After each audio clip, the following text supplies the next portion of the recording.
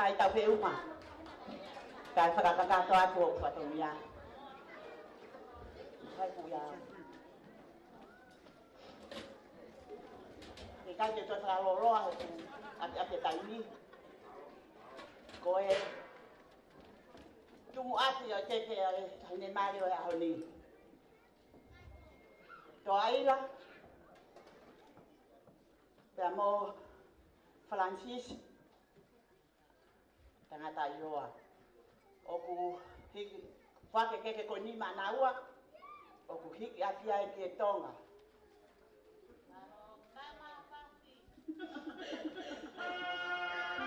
Teacher.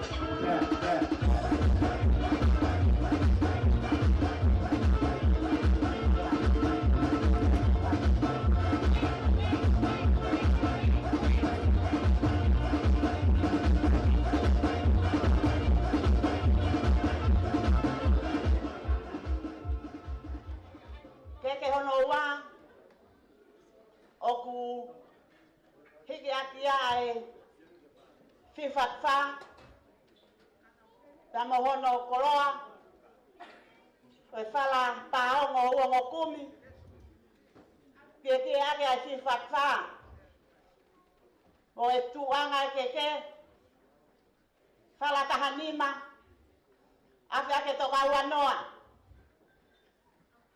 kono tuanga he taolunga fala tahanima fala wanoa afi aki asuatanga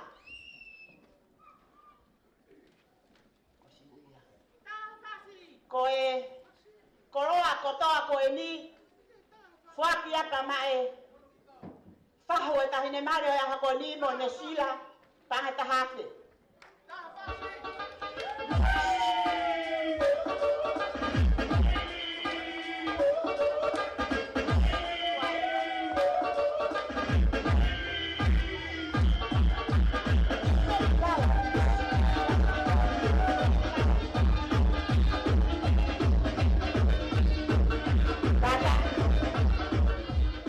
le matu he koroa koe ni o kata atu ka he taho koa.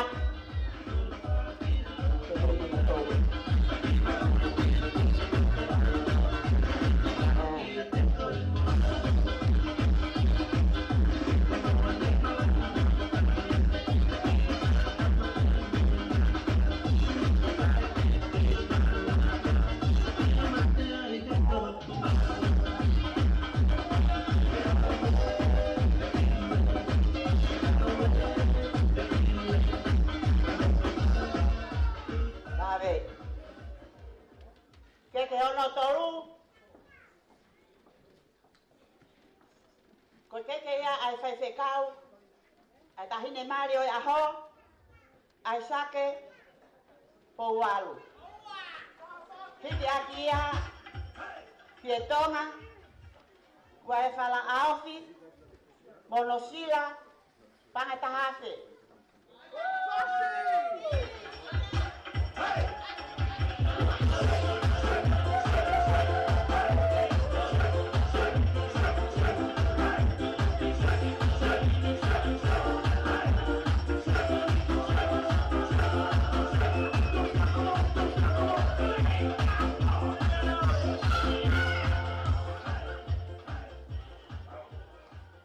no fa ko ke fa ho o Francisco ben kata o kuhiti akia ai onga moesila pangani mangeau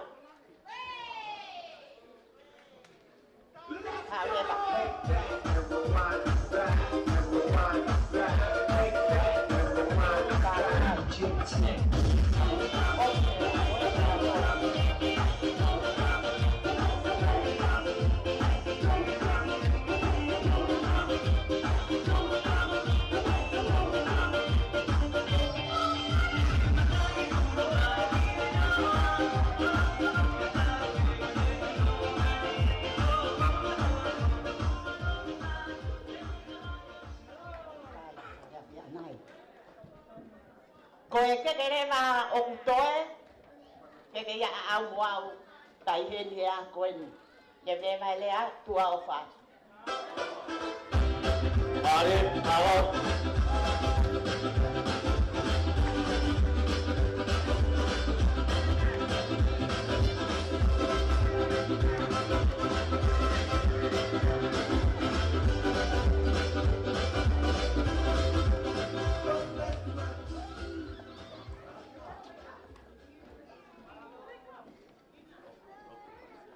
Ako kadrewa ke porkalama no hoko, peke Francis tangata iloa.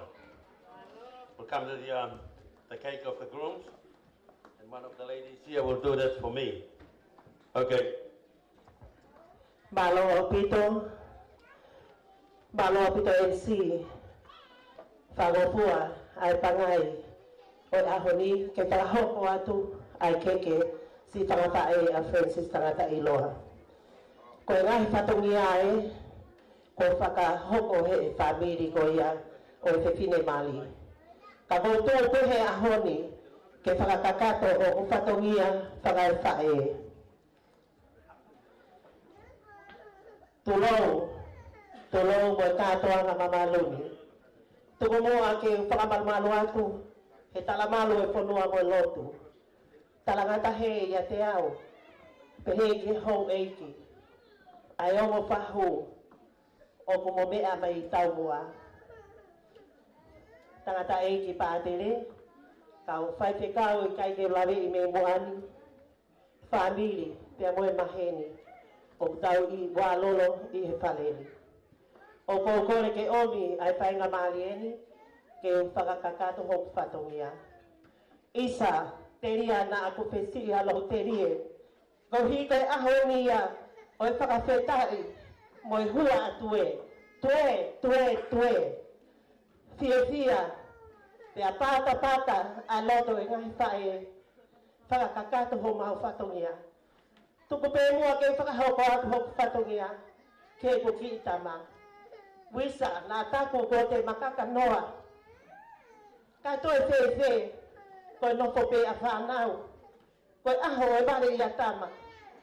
He lai pai hono tauhi mo hono na moai. Pe atasi siri talu me he uwaki aho. O au mai ki aholi tamasi Francis tangata iloa. Mooni ne hongo e vivili e kumasi ba. Kahit kay ke tuko ay baka kay hakakao. Kay honga ia pe he tauhi me loto tatau. Si tau fae ko malia pe ke tau alo sesu. Ko keke uruaki o ahoni ka kokore mo MC. Tuko mai ki pai nga mali. O hongo me amali ke nasi me amai. Fa hoku hagi ta. Lai ta ko ni tena sia i mohana whanau, whangamogo puna hataini. Ki he aho mahu inga koe ni, koe heni, honau eiki mama, pehe ki he hou eiki whamiri, pia moe kau whai whekau mo tau kotoa e maheni.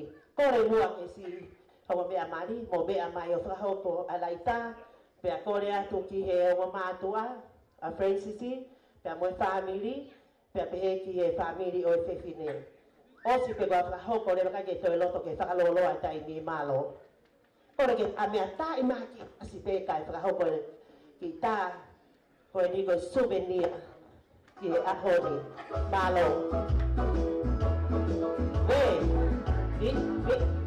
Marie. Mari o tamai ki ko mo a honi. Ko e atu ki he tahu o Francisi, he ki e tahu ko ia o toa ila, mo tātaki mai ki moani.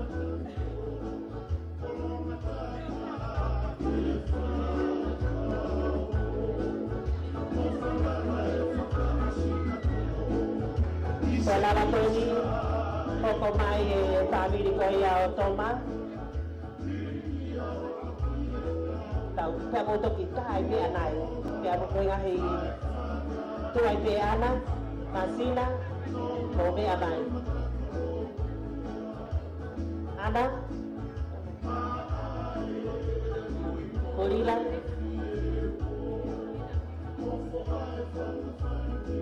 peta ko ni e toksene a pe Francis pia mo kila e osi ko ia a honi. Ko ele ko si family de toma, ko family e ki e ni na we ni pia e na o me a ko toa mai a honi. Ko le ke si family o kila, ko matua, ko mo pie, ra ho pagi laita e ke ko ni ai pekine ai tangata ka mo be amai. Osko ya pia hoko mai leva a toma pia mo lau mano mona whaana o whakamoho puna.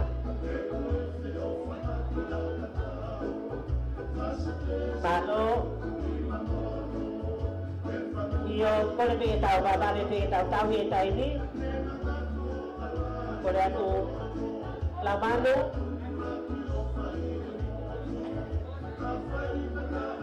laman pia mo e whanau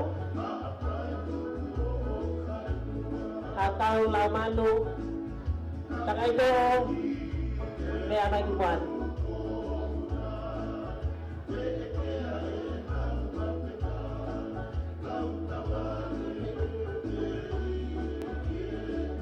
Koe tani pe koe si lava mai e whae koe a Francisi E ai ana tā pia mo toma Pia mo na Ko a siri pia mo puritapa tawatonga Makapo, Papen, Siwaku, Mo tolo mahuinga au kito ia e lai tā koe ni. Whanau a toma mo lau manu. Pea mo whakamongo puna. Ia e aho ia e whanau a Francis a mo toa i. Koe ata e ni mahuinga taha.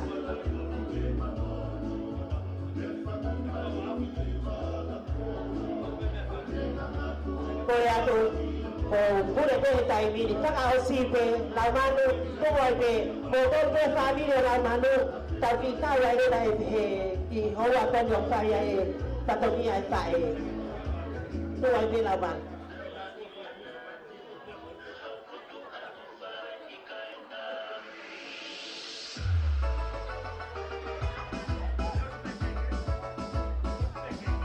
Bokore na taimini.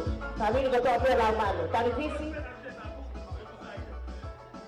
Oa te aike tō whiui. Ko I se koni pe ia I taha pe ua os.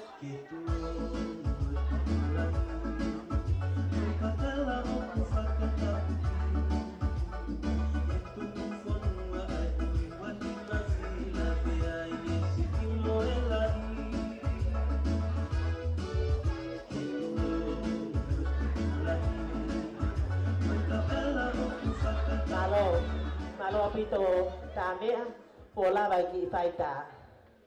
Koe keke uruaki koia Francis e ahoni o hiki a mai tangata e ki pātere koia na ne whakahoko ai o wau misa o e ahoni so ane vahe pero koia ke kau whiwhine mo tau ngawe mo mate teo mai koe hiki aki ai tafu pia mohono sila koia mau ta I mai ki tas no no pe koia mo pia pia wa ko hai ni tau hi ai sila pia mo ko apa ni e tau ki pe ia to la ba jo mo pia mani o pa ho ko ta ko ia ko ni pia ba de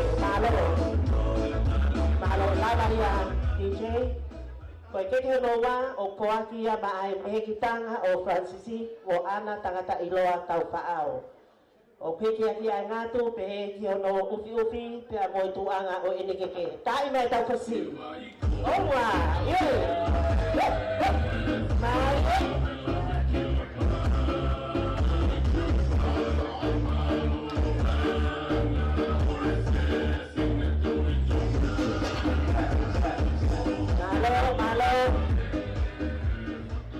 Sabi at yan ito ake mau. Kung kaya no to lupo po aki mai mehikitanga to ila tali tangata iloa kola sinis kot. Ta ima itaw fasi. Malo kalmare owa. Ay. Hey. Mari.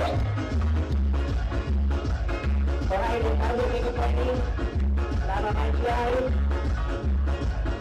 Ema, malo. Koe keke no wha. O whoakia, mai whanau e mehitanga lahi taha. O toma, o Masina. Masina? Talatai. Tai mai fasi. Masina talatai.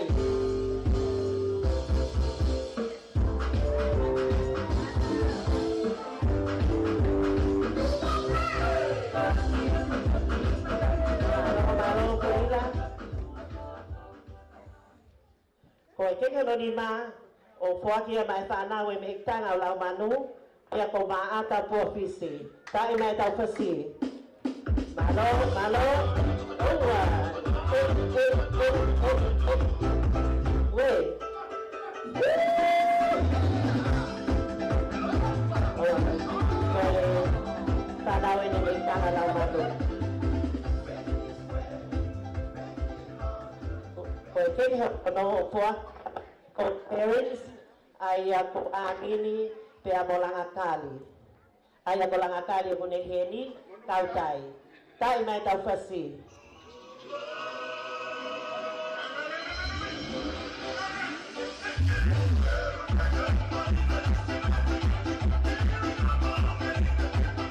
malo tau turi ke tai ni malo pito pe aboy ke saka osi koe keke ia a au pia moau, ke tau mau kotoa e aho koe ni. Malo, kong tatau atu MC, ko petai, ko au patu. Malo.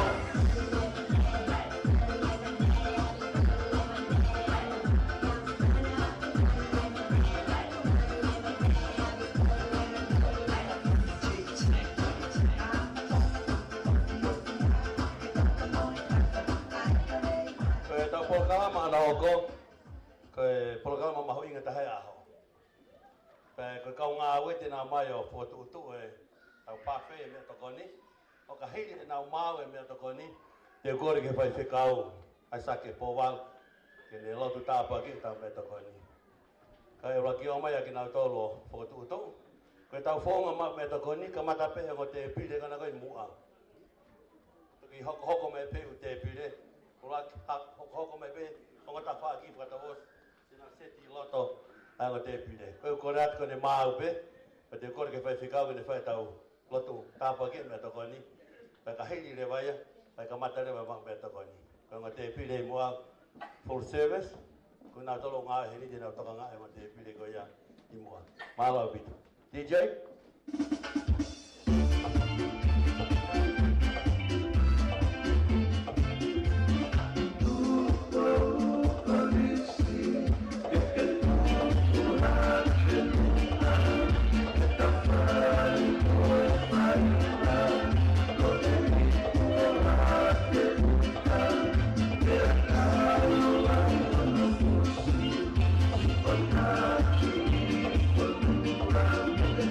Thank you.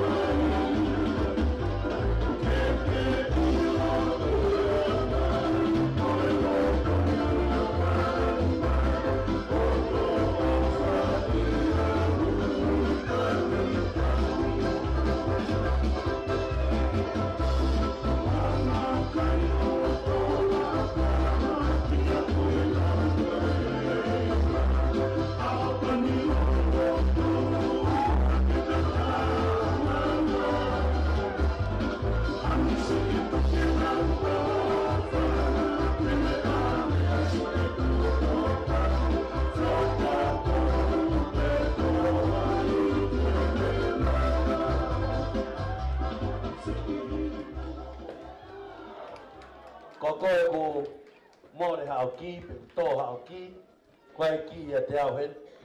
Pe tu taki mai koe foi ki e wha kui ai. Mala koe ki mea lere, alam, koe foi ki ke he tō. Ko koe koe hao ki e more, I've got the lost key with me over here. Check your pockets, the purse. If you lost the key, come and get it from me. Ki mua he pahau ke whai whikau e lotu mā mea toko ni. Wha ta omia mau pia tau tō. Ki mua tō loka mo fui a kau ke whoro. Kona tai ni.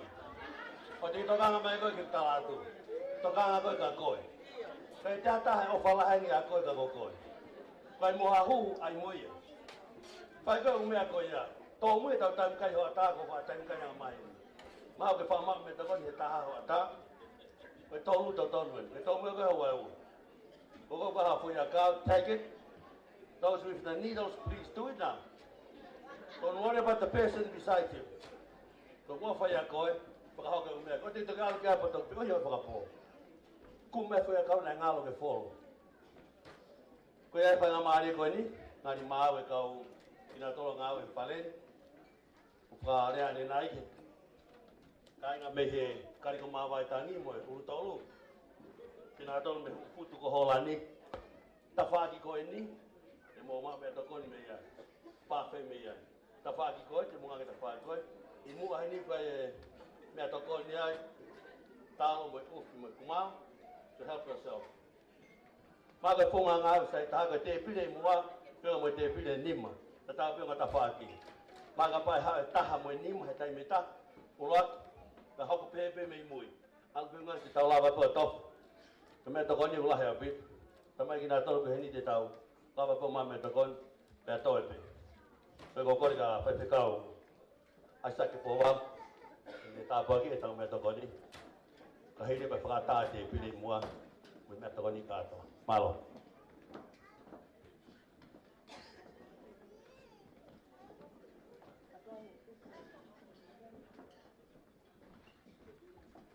Au loto, o tua mafi, pata, o mau loto, whawheta i bia whakamalo ki o awhio. Ngā wātu e ngahi whatongia i saio ne aho maho inga koeni. Ka e ongo i hopo ho mau loto e mau ilo, o ku kau ho lau maari e mo ki mau tolu. Aho whakakoloa, aho whakaofa.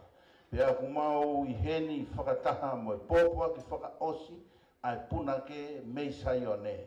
Tue, koe aho e tue pea moe mawaka. O ku pehea e houa ai o ku mau iai, koe aho o e ofa, koe aho e whakahoko ka inga. Koe aho hono liliu o e vai koe waine, koe aho e mawhana.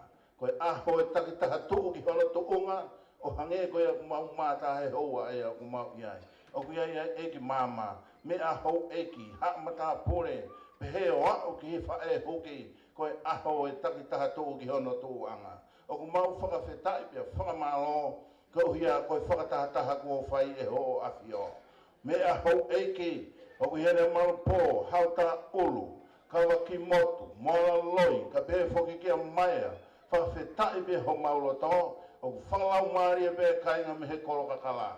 Kari ko mawai tangi, kai oma aki nau tolo me whangawhongo funga waka. Mau i heni, koe kaunga whakamaoni ki he whakahoko ka inga kua whai e ho awhio. Io, o ku kumuni whakataha pe ki mau tolo pia uni aki ai ofa. He nai ofa pehea e o tua ki mamani, nā ne whaki pe hono alo ko uhia, ko ia koto pe tuiki ai ke wana auha, ka ne maua e mo ui taengata. O ku pehe e mau i heni e hoa e o ku mau i ai, uia ko Francisca o mātoa ila, tangata iloa, o ku mau whakamalo o hia koe whakahoko kainga whai e awhiona. O maaki, kua teu pia moe mea tokoni e hoa e o ku mau i ai. Ka ko hai kua tene laua e wholani ma kua whai, e whakalangi ko hia koe keke, ke mau manatu ki he kua hiri e whanonga, i kai kua tofia he aho ai o ku mau i ai. Pia tala mono mua ngahi pōpua ki kohi koe kaha ua e whanonga. Mau mamata ki wharehanga, o kui kaito e ai hairi e toko, o ku whai koe nau kotoa pē koe mawhai o e ofa. E ki whakamore ai a Fiona, ka toha inasi me he ofa ko tuku i ho mau lotolotonga. I loa hou eiki ka unga haa whakaolunga o tonga, pea mau inasi ai mo ki mau toluni hono kotoa pē. Eiki whakamore, whakamalo hia ki ho mau sino, ko hia koe ngahi whatongi a kutoe. Aki nau tolu kutui he tafu, mo ki nau tolu, o ku nau whai hono whakapaanga e aho o ku mau iai.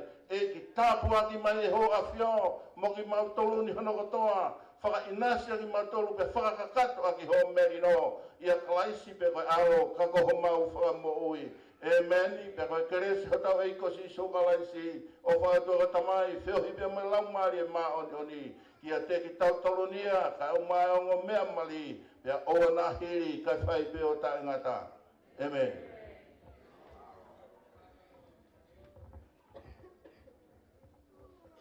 Amalo ke whai whikau, ngari ula vai pe aho tapu e ahon. Mo tolo te mo pe ula vai pe malanga e ahoni. Ko lo kuma me tokon pe whai whikau ne whai. Mi e kolo ko where ai toa. Koe ko whamalo atu whai whikau. Malo e whatongi. Ata e mo te pire taimin, mea tokoni. Te pire i mua ku self-serve ki mo tolo paka toi ngahan ula venai. Mo tawha ki whatawas. DJ? Malo. Pokokala mahoko, ihile mameno koni. Koele ai urumotu e tawhaka toa ila. O kahiri e pokahoka me taolunga toa ila. Kahiri taolunga toa ila. Kokole me taolunga me tawhaka Francis.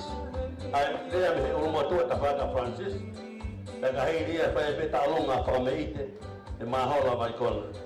Kahiri e patakauka te programa hoko. Katau mabeto kona. Kau mai lewa mai wale ua goia mai taolunga. Malo. Tapa ai sobe. O wa whakau i kona. O koa mana ki mau kau malo. O wa bau kata sopa driver, tai kai. Upa driver. O whai a koa mai whamiri utak lere me me aka hoko. I koa malo i wati whakau i kata. If you drink, don't drive. Get somebody else a sopa driver or take the Uber. If everybody at home are looking forward for you to come home alive. And so is us too. Malo.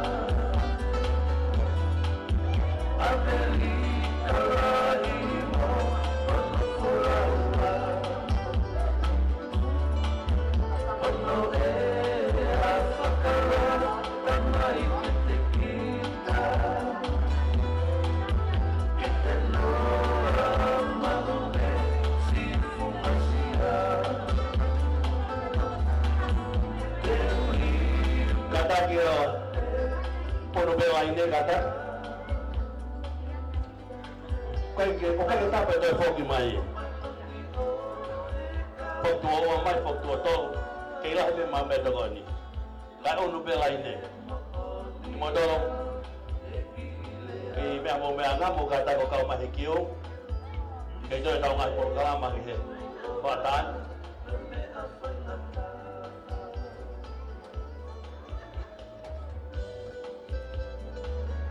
Kalau kai pelani sih mau ni dia apa ya tuan? Tapi unbalance ya hon.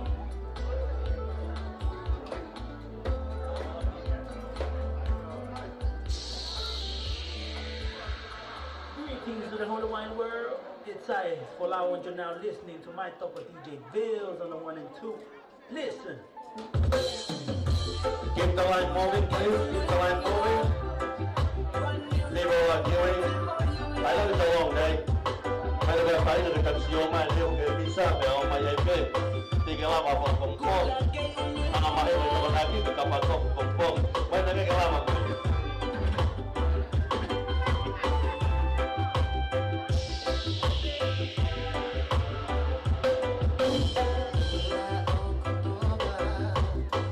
Que ya de nada guys. Kata banyak lah ya, Ben. Kita langsung. Halo, halo.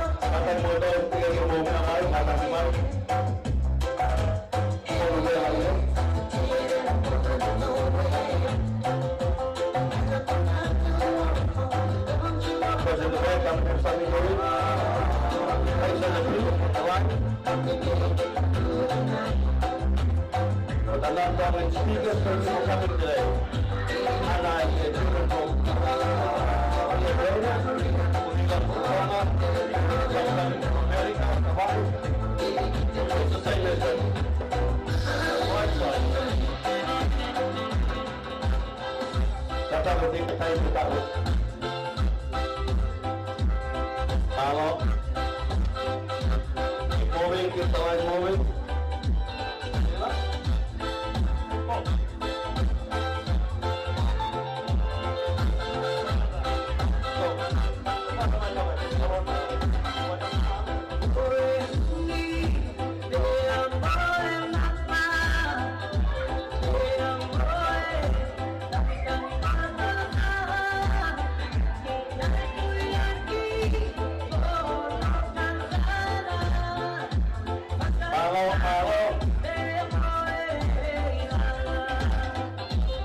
lainnya ke atas, urupe lainnya.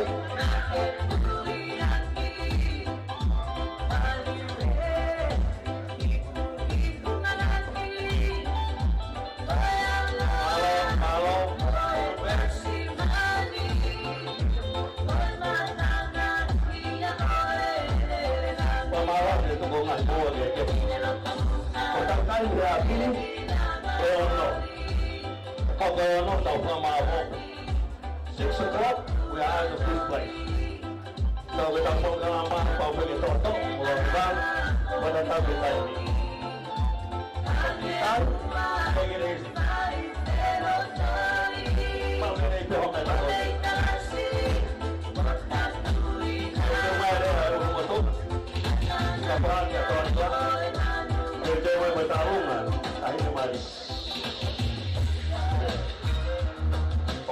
Dia di rumah dia rumah tu ada orang Prancis dan bertolong apa Amerika mahal lah mereka.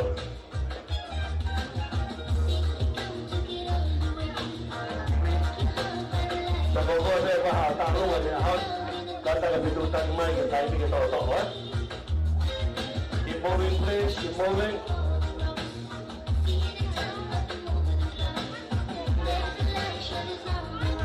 Wah dia nak tahu dia.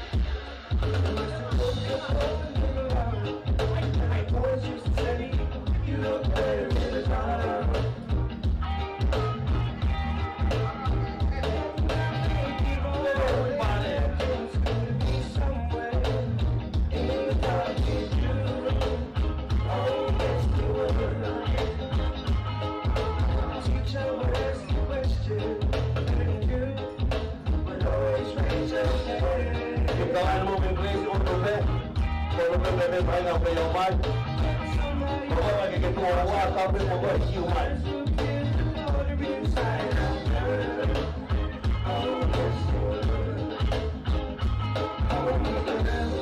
All the best.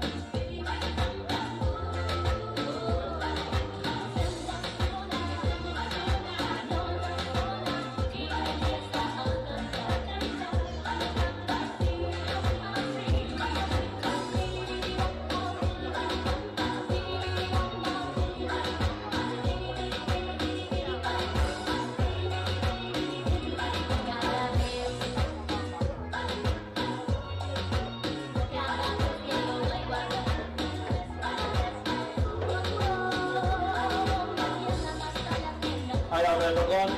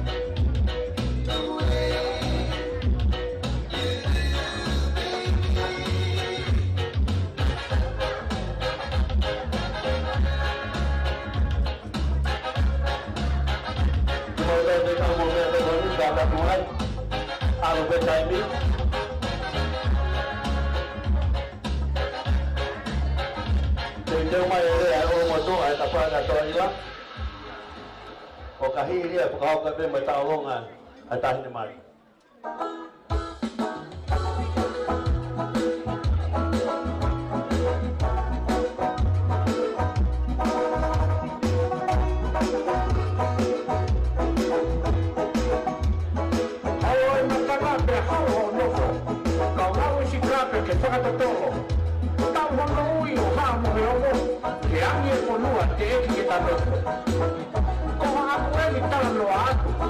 Mano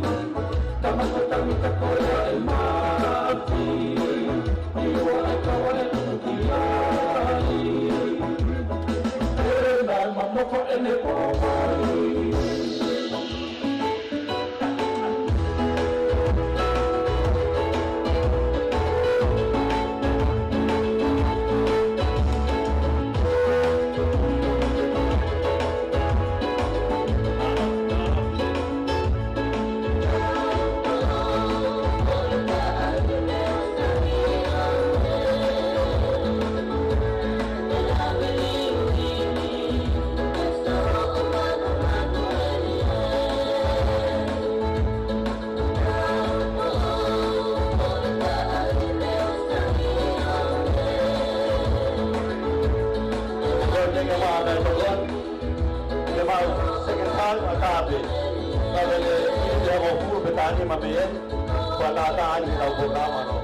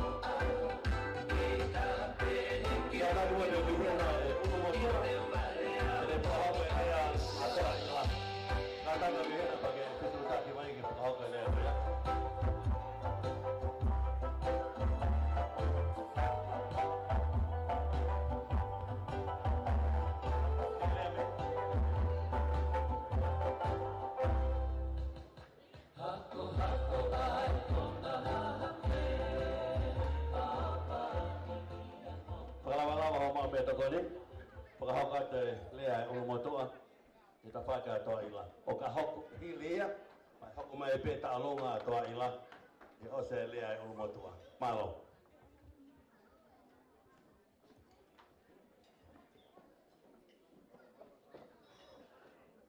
Tapu ki he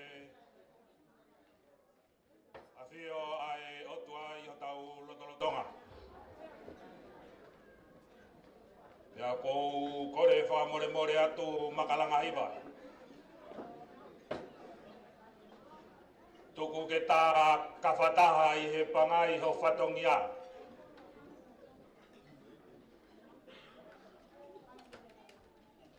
Ne ongo koe kauhala lalo e naka kauhala uta. He koe tomu aki o toa ila. Me he ulu tolu. Ka koe vai taha o e olo waha. Koe iki no pere a ne afio. No pere ni ukak.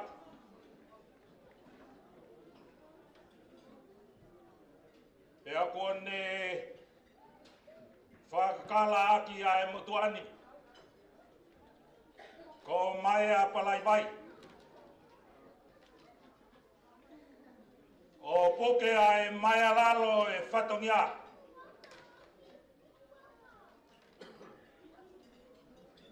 ke tongia ai fatongia e tahine ko toa i lai he aho koini.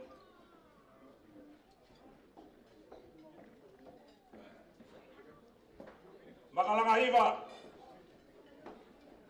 Ko e ahoni ko e aho e fia.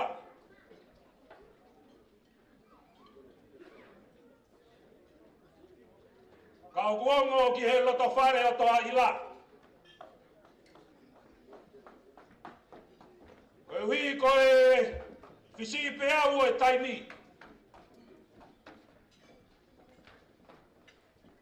Kua ne veteki a e ngahi toa kua tahi. O e langa tulu e api ko fungasi. Pea kere ai e mai ko fui ono. Koe hui koe ahia e he mafi mo e maa ni oni. Ai loto whare koe ni. O ne ui ai kui e tahine ko toa i la. Pea kune toka pe i he whare tōria. Pea kune whangata e mau fie ai e au koe.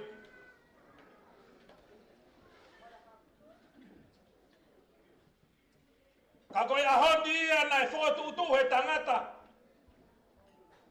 Ka kono au whakatuku na e au whakatuku ia Siova. Pea ku tau ke tau fia. Ke kua hoko ai ua koe taha. Koe fuakawa ia o ku whakahoko he o tua. Ka koe mawhananga i ho mauloto.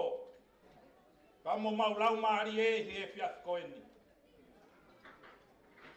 Bea i behe feitu una makalanga hiva. Ai pea u kua hake o mauloto whare.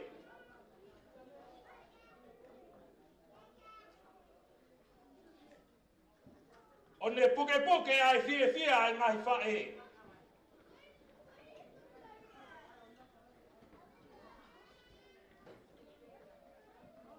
Kau hei kai tene lava ke taofi. Ai maa whanā he aho koeni.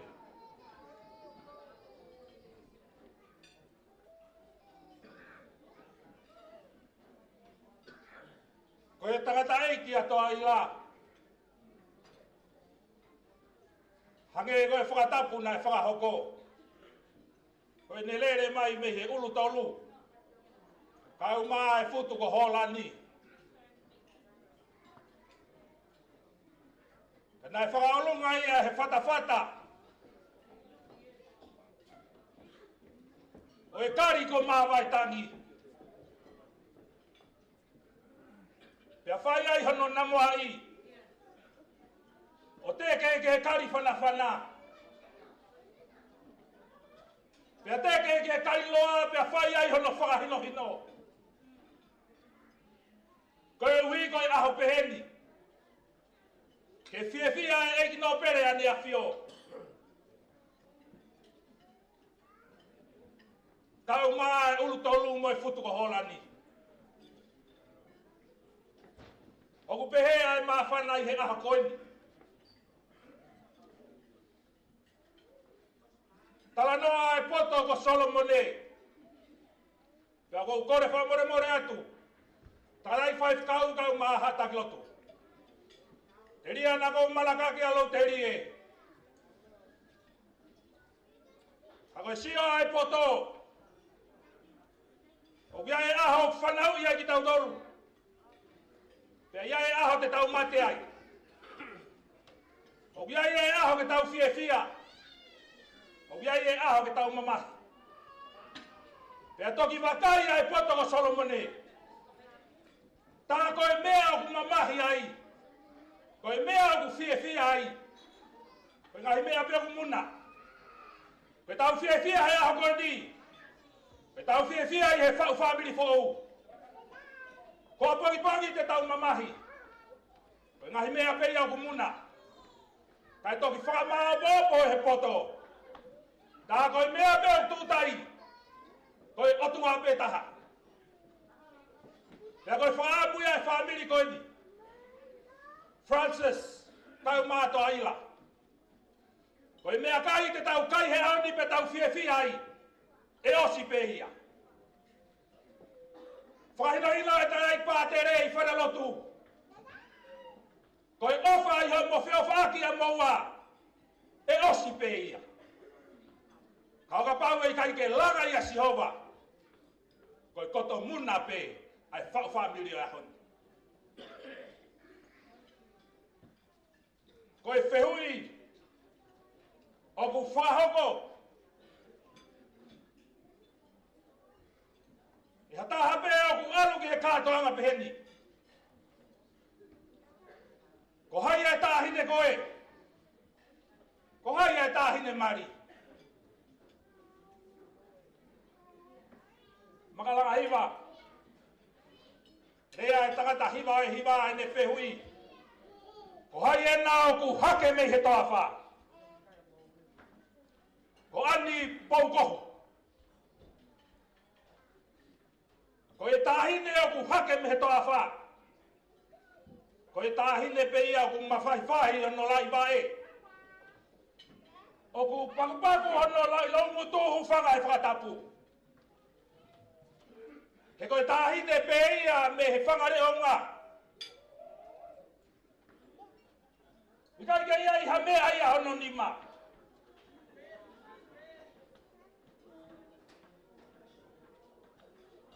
Tāhine wene kolosi ki pangai o pau ke kolosi ai he ahanga koula. Toki whenga mai ai ki tonga. O a ua toa i ke holoto whare makalanga hiva. Pea kui kai ke ia ha mea ia e mo ua. Kana e pōpō tamai he whewhine me kariko māwai taki. Mo ne whahino hino ki ai. Ai whahino hino ai patoko Solomone. Toaila. Hoi hoi fua ku ha mola fia. Pea kui kai ke mau ha mea i hota nima. Ka koe whewhine. O ku whanaa whotua e ofa e o tua he ne moui. Koe whewhine i au tāu ke tau whakahiki hiki. Koe o whewhine i a nā ku te ui makalanga hiva. O kui kai ke ia ha mea e mau i ono ni mā. Kau ku whakamu pe koe ofa e o tua. O ku huelo he ne moui. Ke te whakahātu ke te koe Francis. Ai lahi ai o tua o kune tauhi. Whakaosia e rea koeti. Toa ila kau pā Francis.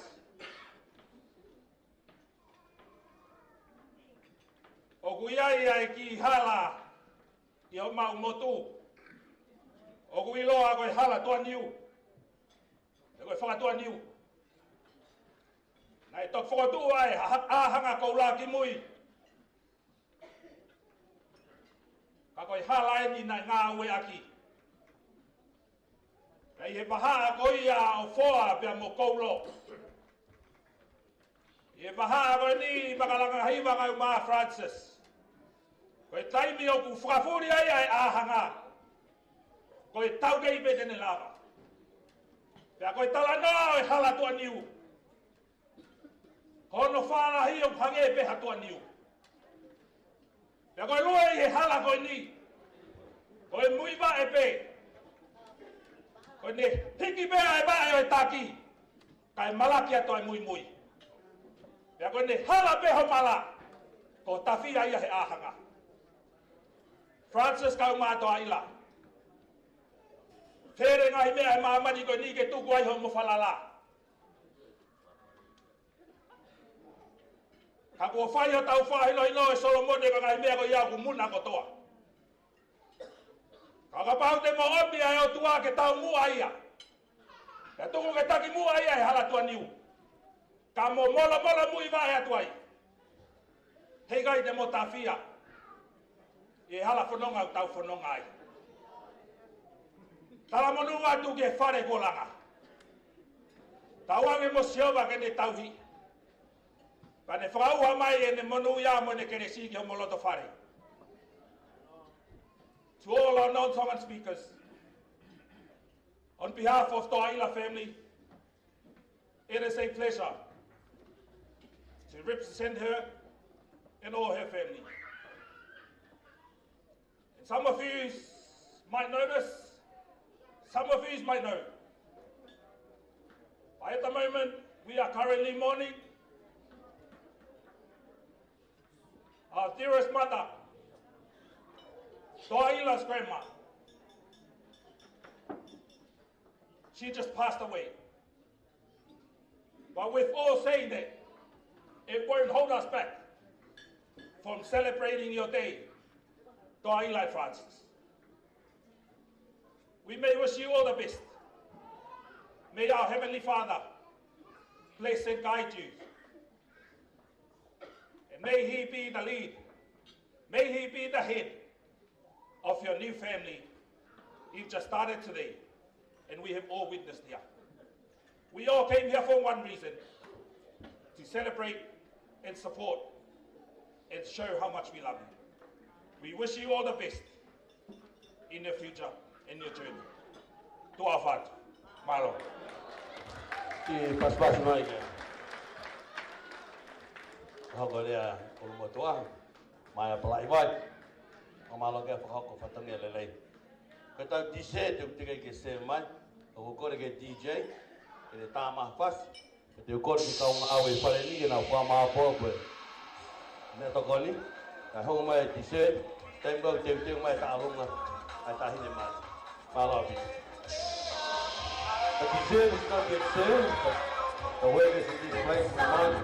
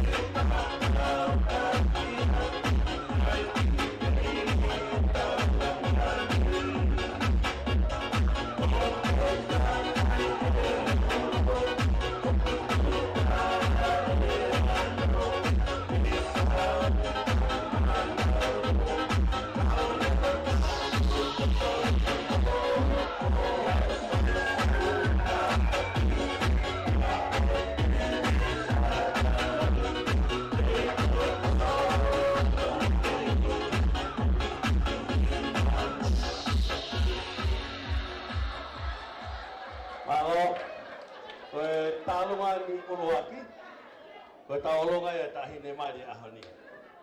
Ake ko e whakauha na whai e mai palai vai. Tō e pōuri he loto whare. Aku lolo kotoa pe ia he tau o whango e tau o ngoi. Whamala ke ting moidol. Ko e tālonga koe ni, ko e tālonga ne tahine mai. E whahano whakahoko ai malo.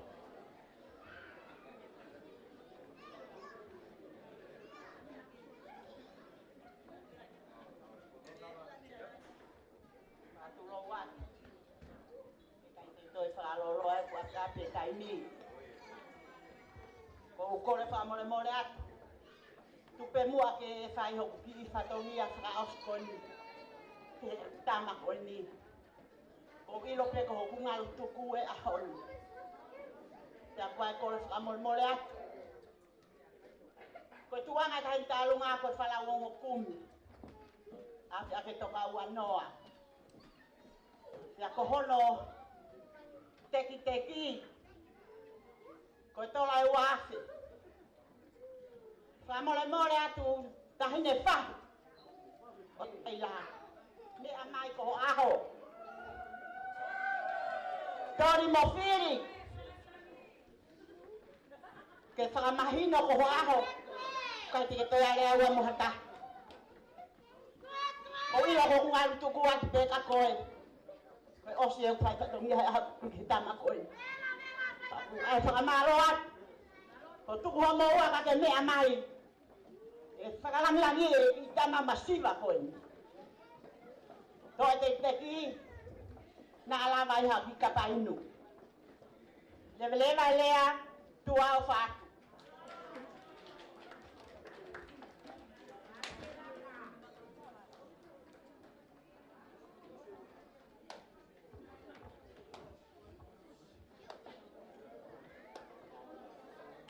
Mari.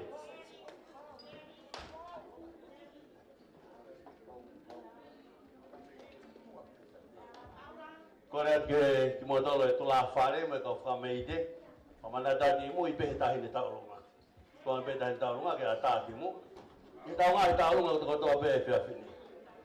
Ki tula whare me mei mui. Ta tula whanga me mei mui. Kua nge tahi ne whakahau ke taurunga ke a tāpe ki mua. Me hene kau hauei ka ma amata puri. Paro.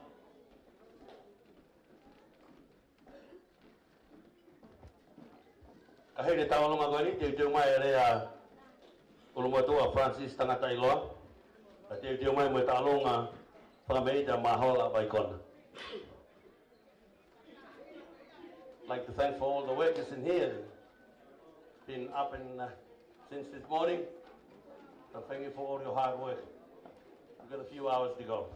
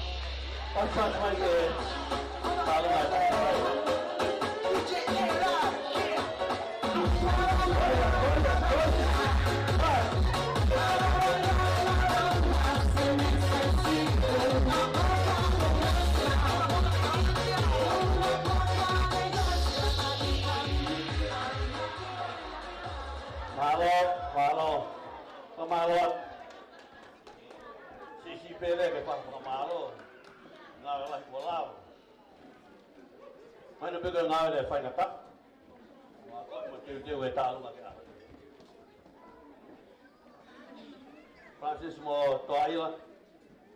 Ako ni ka hayo mo. Pamalot. Prafe ka ina to lah kinamay. Ele de pe tau pulo kalama. Pa hoka tai pe mo hikingawa.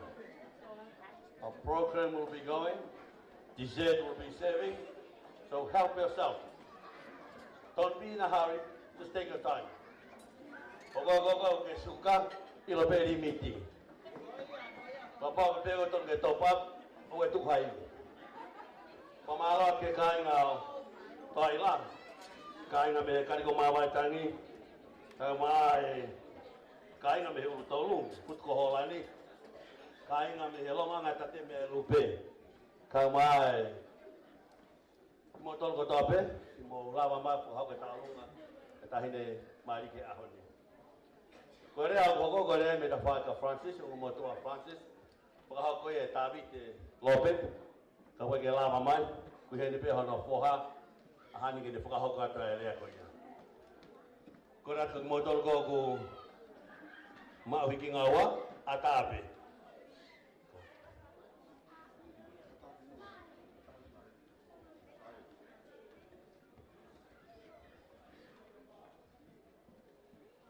Tapu mo e takafaru koura lotolangi. Tapu e mafi o taini mo itani. Tapu mo e takatai ki pātere. Pātere sone wahe. Tapu mo e kaumo i fuakawa. Kaumo i whatapui.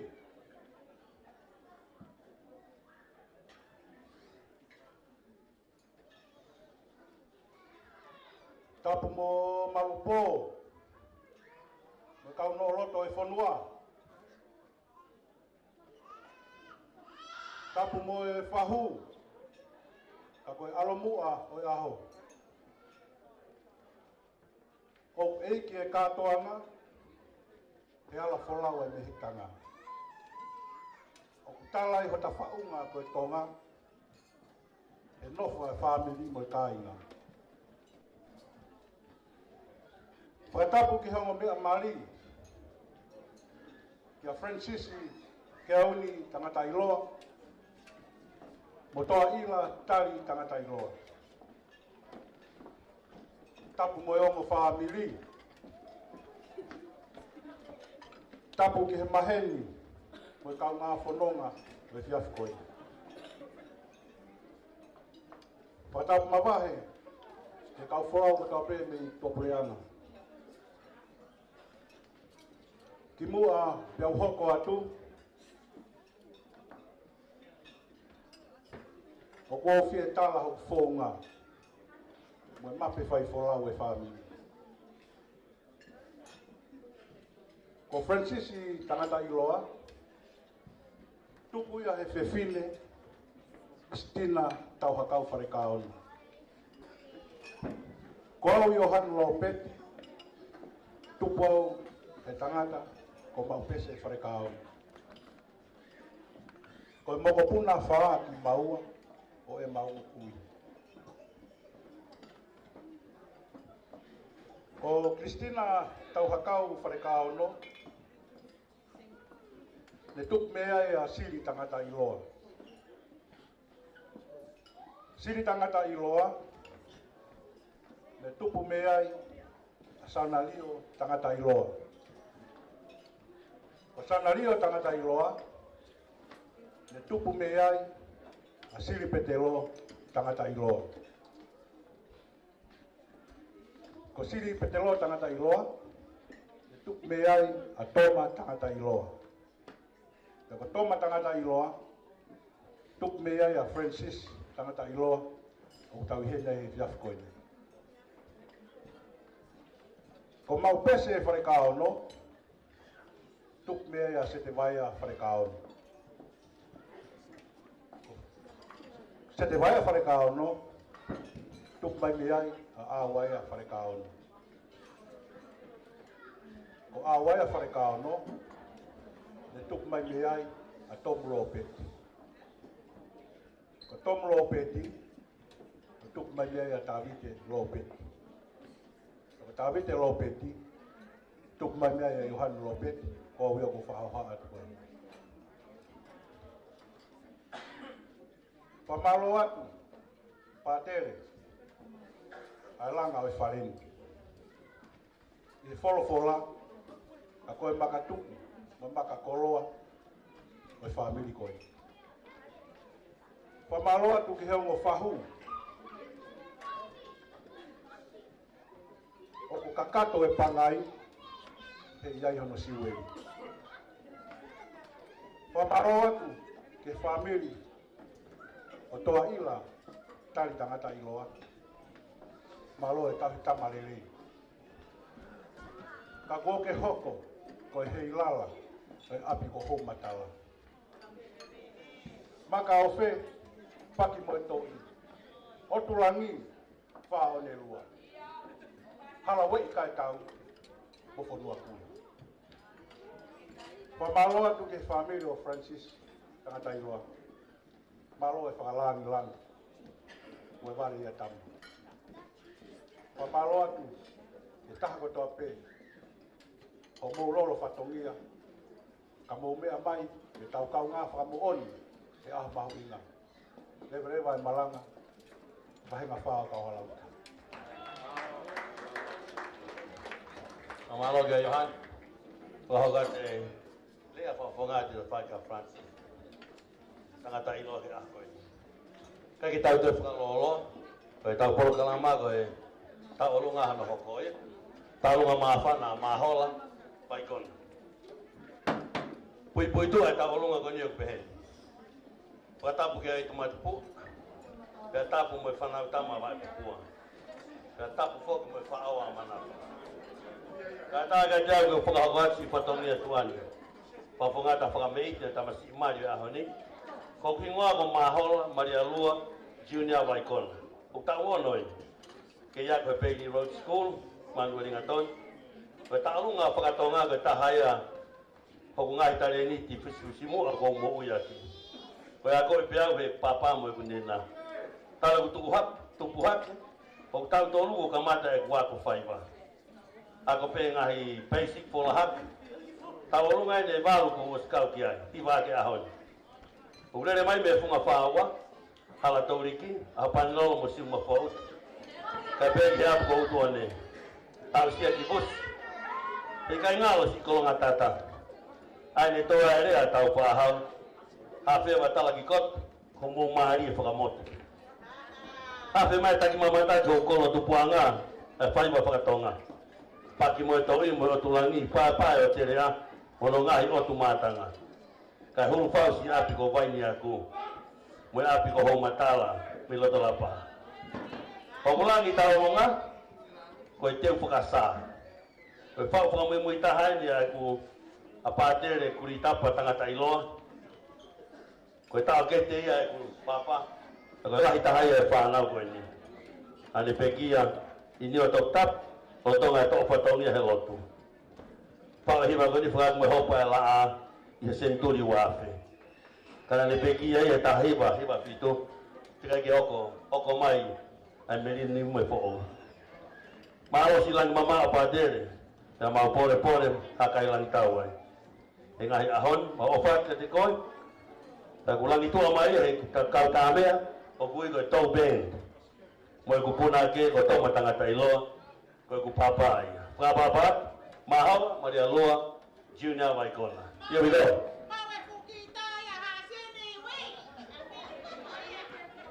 Maro abeto MC, mai whakamari hopa ngai, whakahoka te ki whatongi a koe.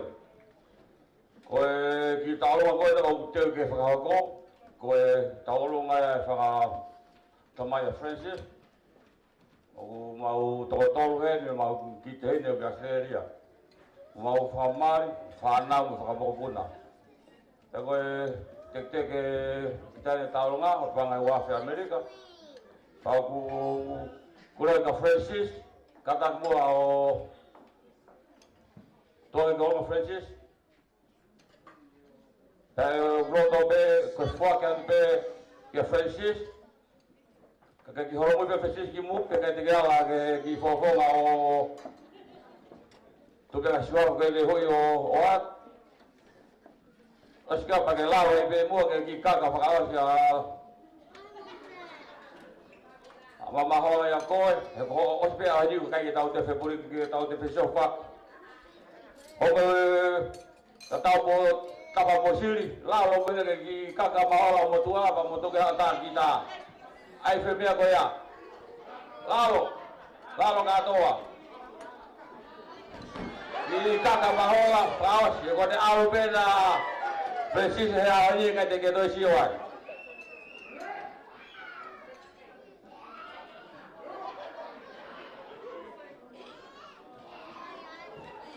Wow. Roto be mo fa e ko gi tuanga o e taurunga foi ka te me ta na Francis ki ana. Ai awe sirini ka Francis awe tu ana ke fa ho mari ba de leson. Oya, ma wa pito.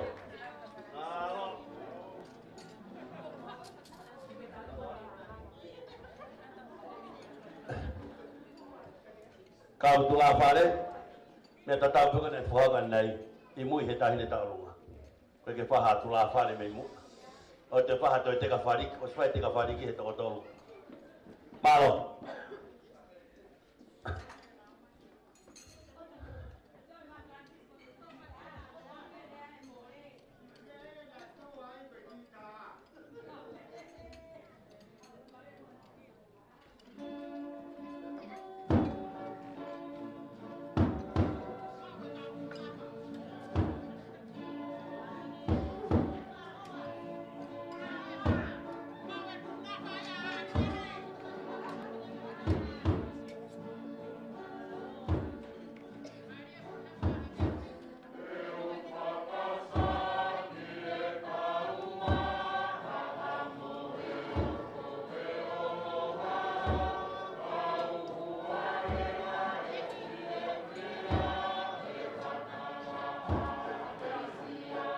Mari mahala.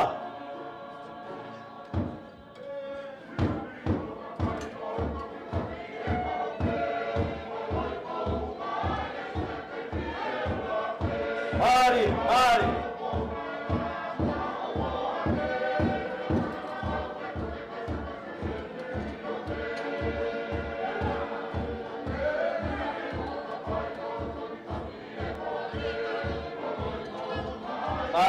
Mari mahala.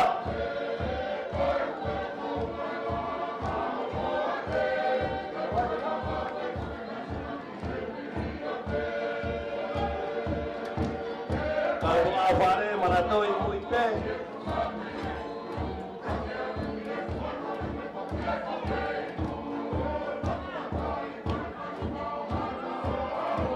Mari, mari.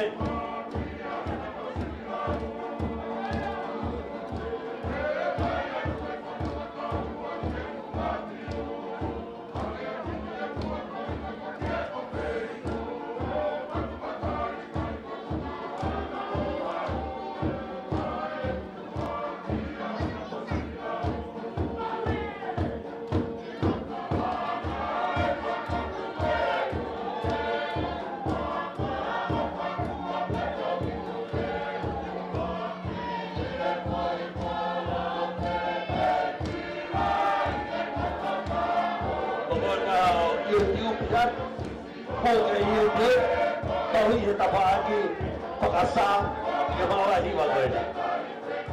Dia yang berita dia betul, dia tetap dia jangan yang main dia. Mari,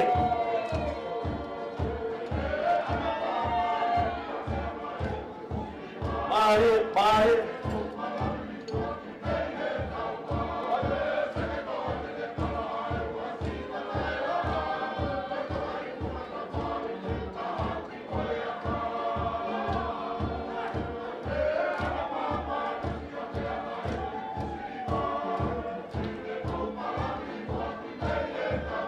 Kahina ni bapa ka hatawo nga pa ho tuayo de mai kahiri ha ko male batawo nga pa ho si tanga tayo batawo nga de de ni batawo nga pa me ite pe ma pam ang tawo nga kinawa ha ko ni o kahiri ni pa ho ko mai tawo nga tuayo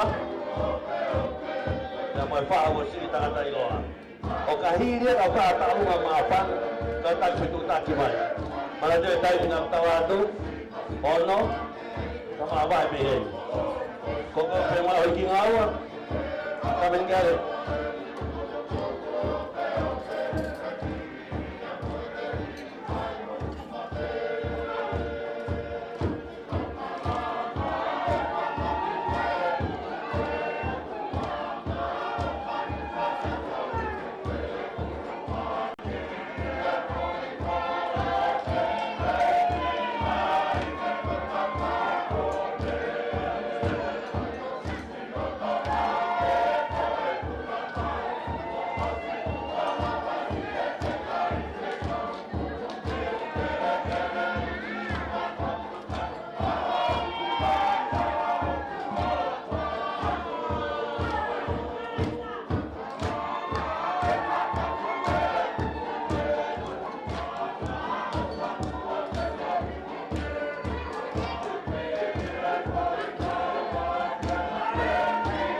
Mario Francis, kita lu nggak pernah sampai ngomong bagaimana kita sampai ngomong.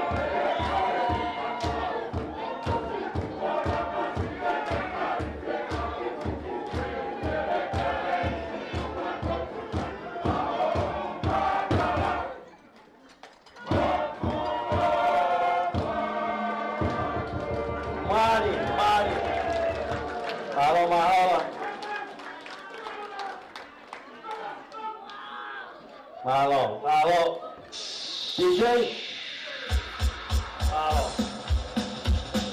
DJ mai dalam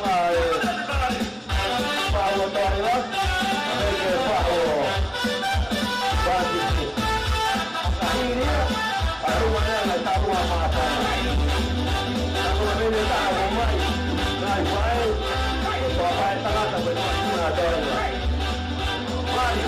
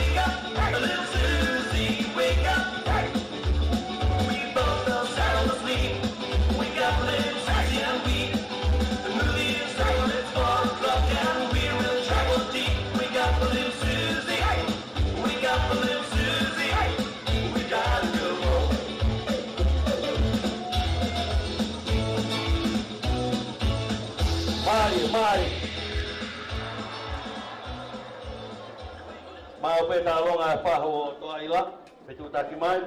A peki he taonga whahu o Francisi, petu taki mai. Mao pe petu taki mai.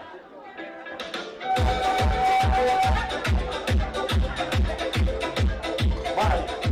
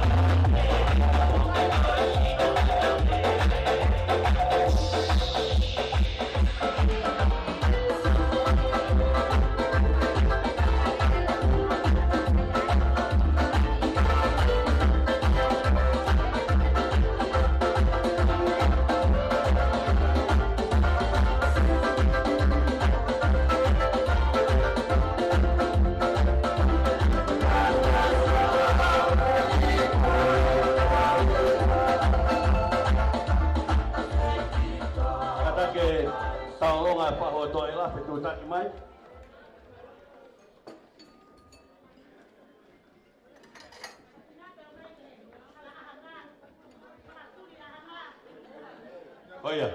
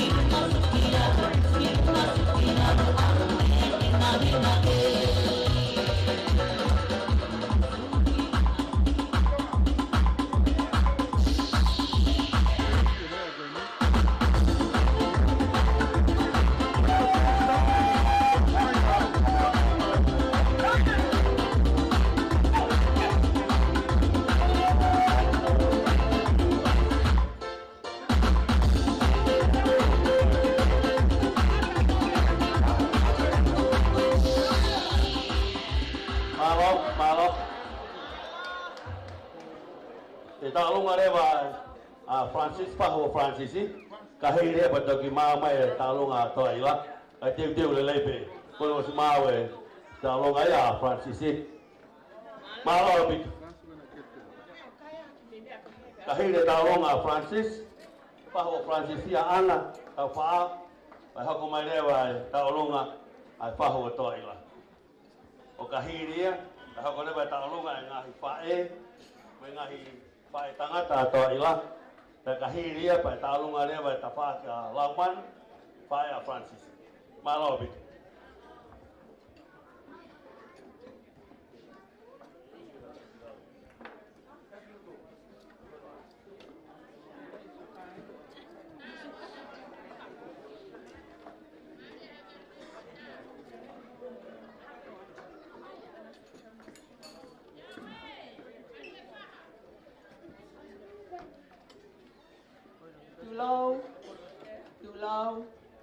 Too low. Kole pe mua ke mfanga atu inga whakatapu kono osia au whaki atu mei muani e tau kamata e tau katoanga kai ata kia te au ke whakahoko ate ki whine ki whatongi atu ani koi ki whatongi a manaki ke whakahoko atu koi ki whakamei te pe ai ongo me hitaka o Palansisi. Palansisi ke mea i mai pe ongo ki me hitanga masiba ango taha. Koku whakahauka te au ko ana tangata iloa tau whaawam. Kia koe lahi taha ni a te au ko lila tangata iloa.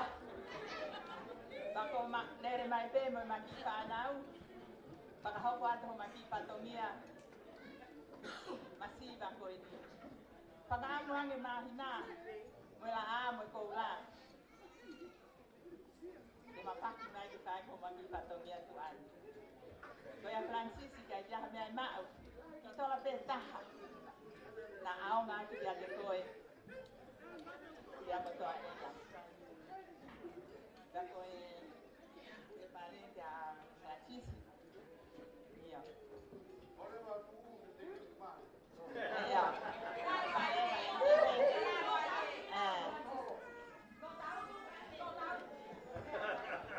Francis ki olunga ko aho pa ingani agoy.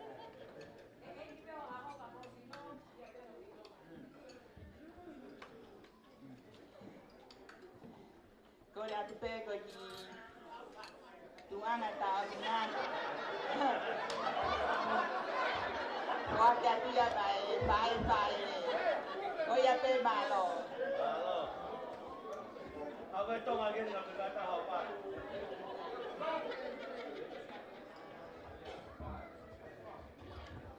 Malo ke mikta nga o Francisia fuli da tangata ilo lama may mito nga ba ko anak no for us liaison na hiya how ni pa patong niya malo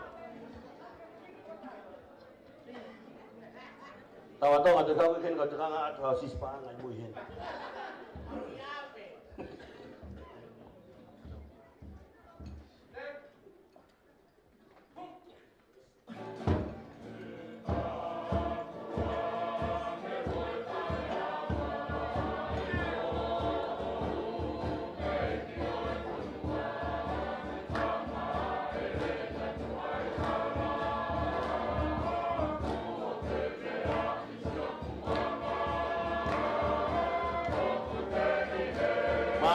Mari.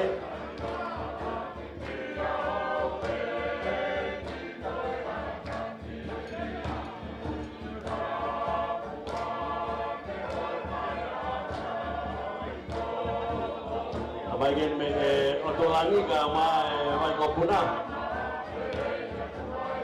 Ni wakai.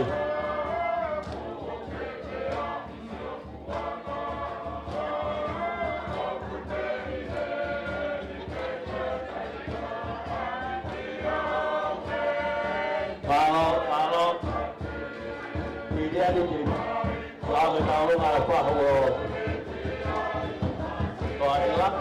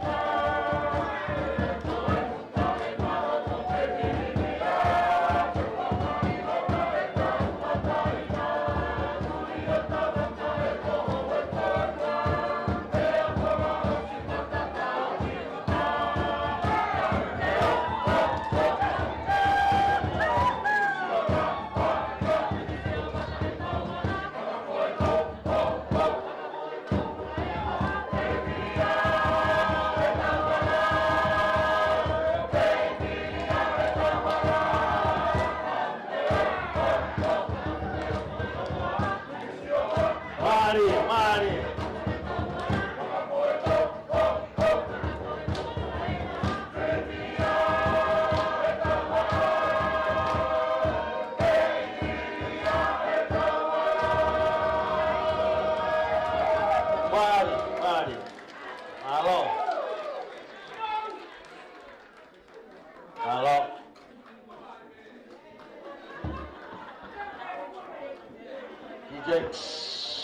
DJ mai talo ngai pa ho toi la. Ka hi ni ya.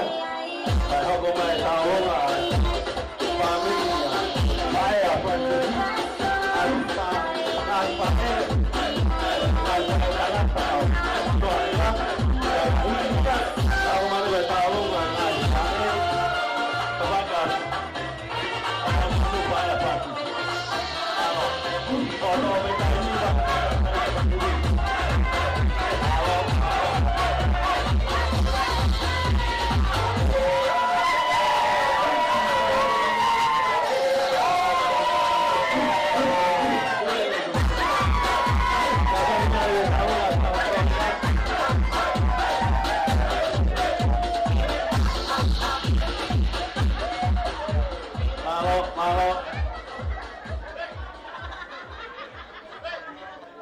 Talungan ay pabunga pa ho to ila malo mo katak tawiging awal yung yatape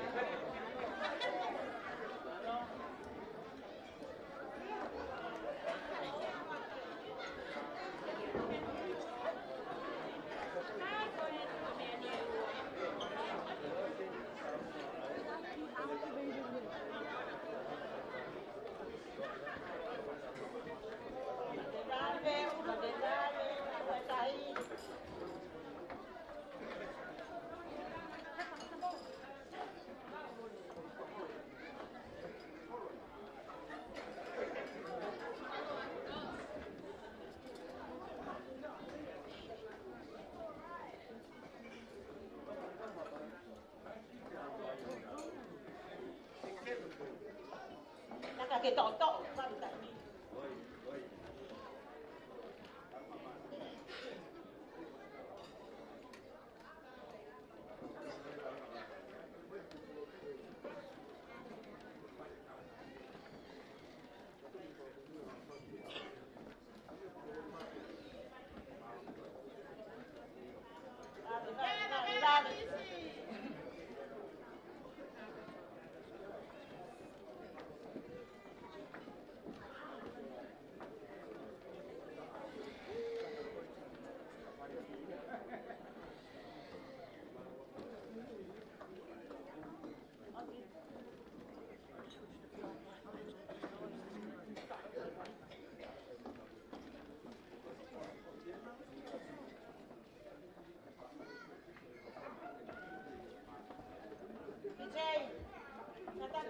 Mati foi fácil, da Itagolunga.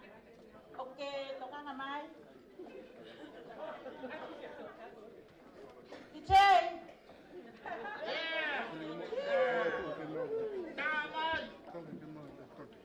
Lakamai. Ngamai da Itagolunga mai parok ni.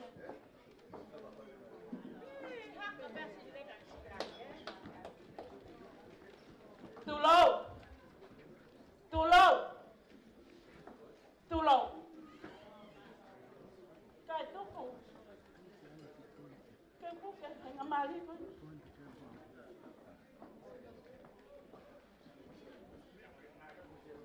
Nếu anh phát tàn luôn rồi thằng người ta. Cái lao. Cái tốt phụ.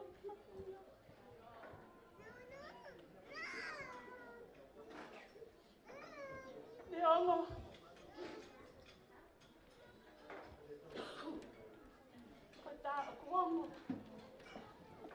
cái tục cái mà thôi ta phải là tất ta tên ta là mong phu còn xì ta hả ai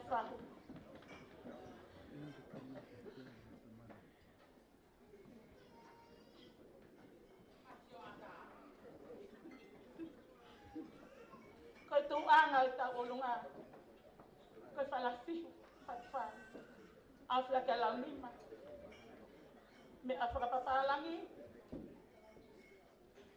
Falafel was. Afla kay fuatan.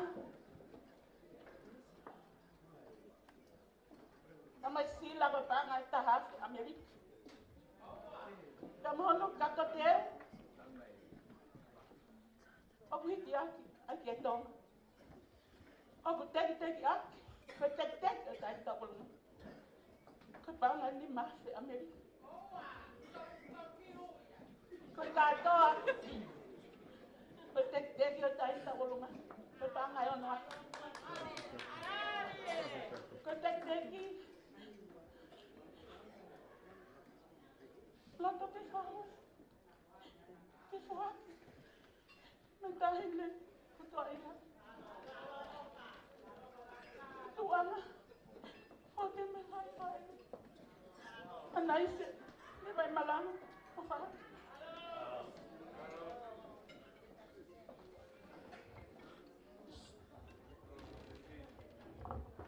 Komalade, oh fatong elelen pakai kiki, aku ini. Ya baadhi le nai felot kita fo mai hala fo nonga goni to tah mater. It's once in a lifetime. And we have to make the most of it. To enjoy it while we're still alive. Francis Mutoila, kamana to fai Isaac Walton no island ni tangata taumata. Make a long journey easy is to walk together. And the fastest way to get there is to walk slow. Together. Oe alwabe, alfata mama ni.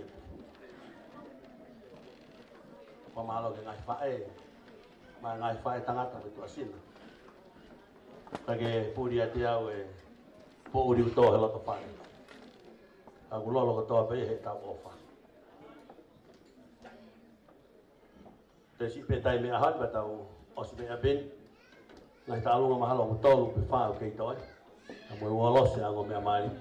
Mo na le fo malo. Ka hiri pa tau fa ma abob. Te ke malanga bongbo.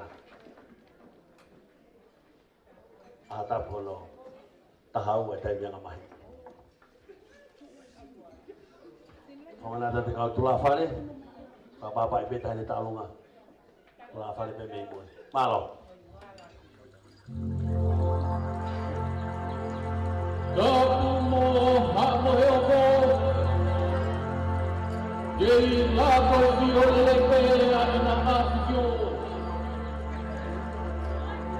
Kapuye kauno mere maktofia ono ikele Kapuye pare mata pure Mohata hikonua Dapu kihe tamata konua, kakwe sepine konua, oi wahe koa. E tuku keu ewa, I hala ahanga koura.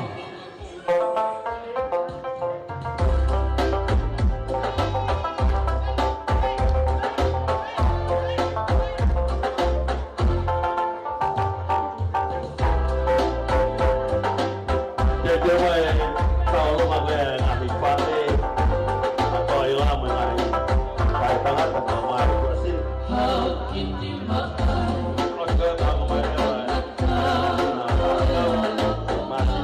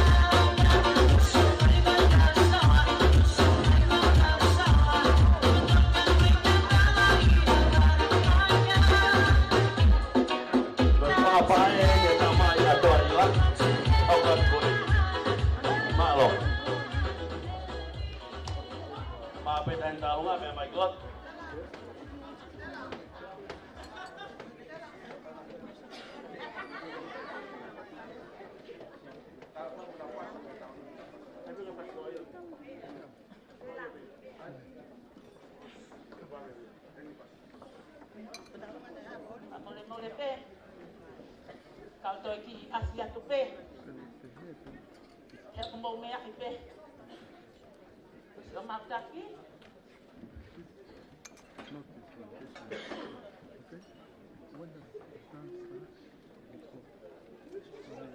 Kita lu ngaku ini. Tak ulung ngai. Apa aku ini?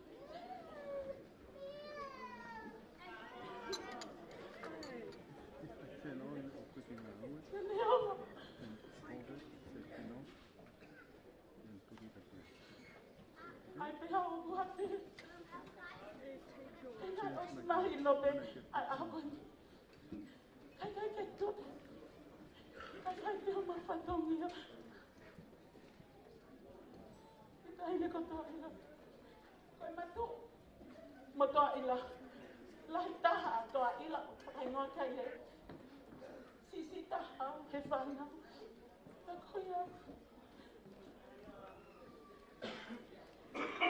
Malon doble, que faz se ata volum. Ai vamos a ako ini.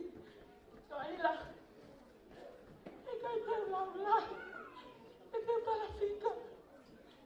E pe para fa el masiva. La mama ako ini. Kete. Mau kita voluma solo fa e. E panga tolwa. Lava mai, tak hilang. Makan di obat ni. Kita kau lihat, cuma apa ni? DJ, apa boleh mau? Ai mai tadi foi faz bagaloto. Neon, apa tu? Tu peke mal fa popular. Kau lah yang mau. Kau begini dia. Malu.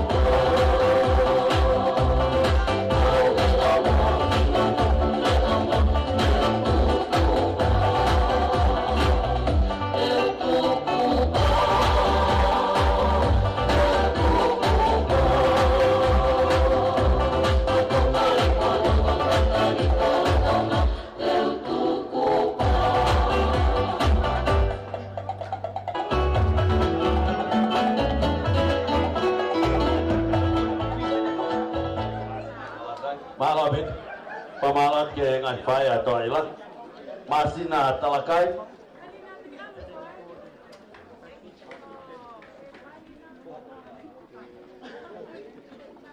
Masina. Mau tak lungai di hokat ko ini. Pamalat ke ngai faya to ila. Malo to fatongi. Mon behi mamoritoni ko mafasia ko mo. Porque podia dar me ko ko ko fare family. Tau penga bege tau to a ko ini.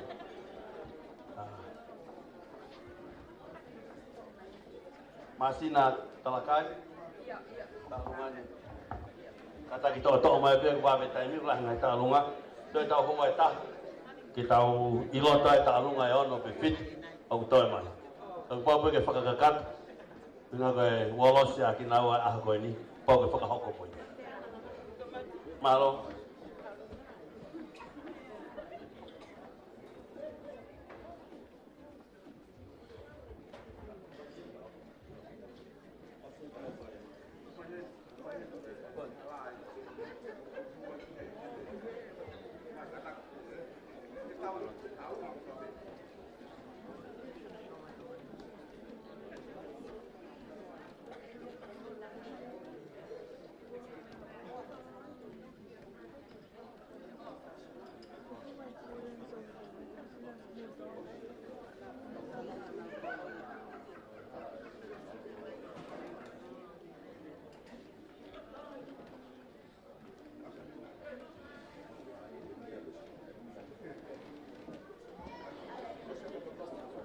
Mataku atu ke o tua maki o kune i heni ho tau au haonga.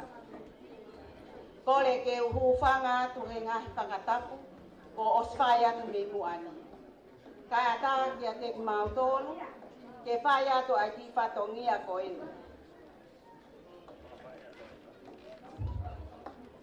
Koi ki taurunga ko eni, koi ki taurunga ia amasina talakai. Pea o mau kau katoa ai ki mau tolu, tarifisi, lolesio, pea mo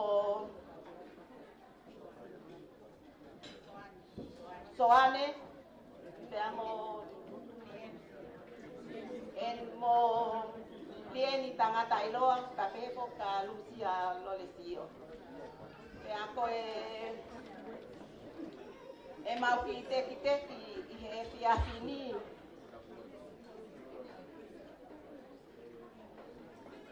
Francis tangata iloa.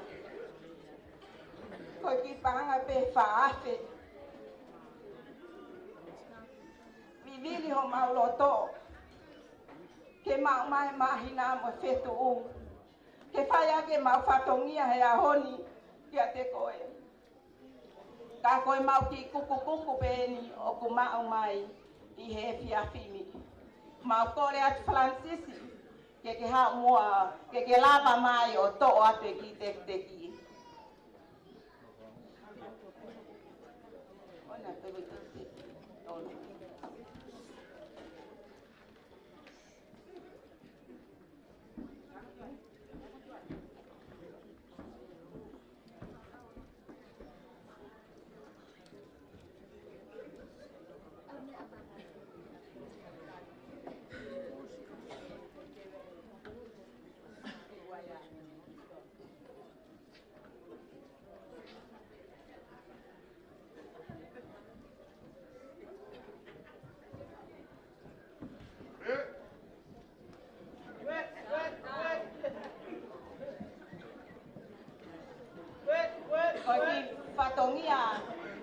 Honohoko, koi ki vesa e nima puistolo.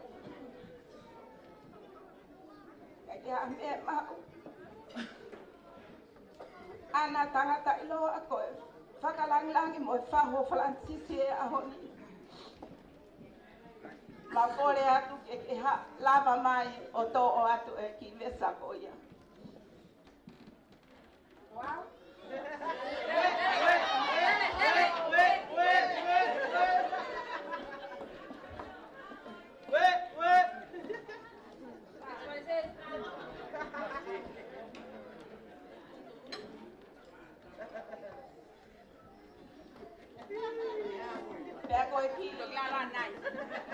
Tuanga o ki tahine ta orunga.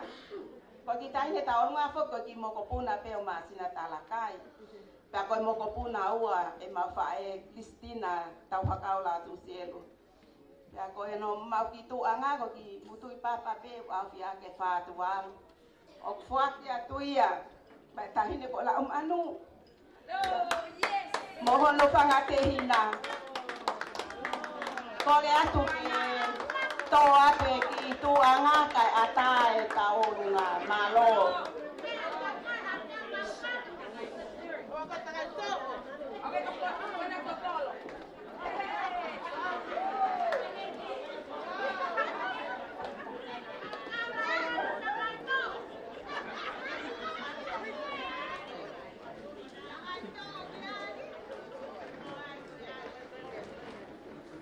Kamai DJ e fase kai taulunga malo apito.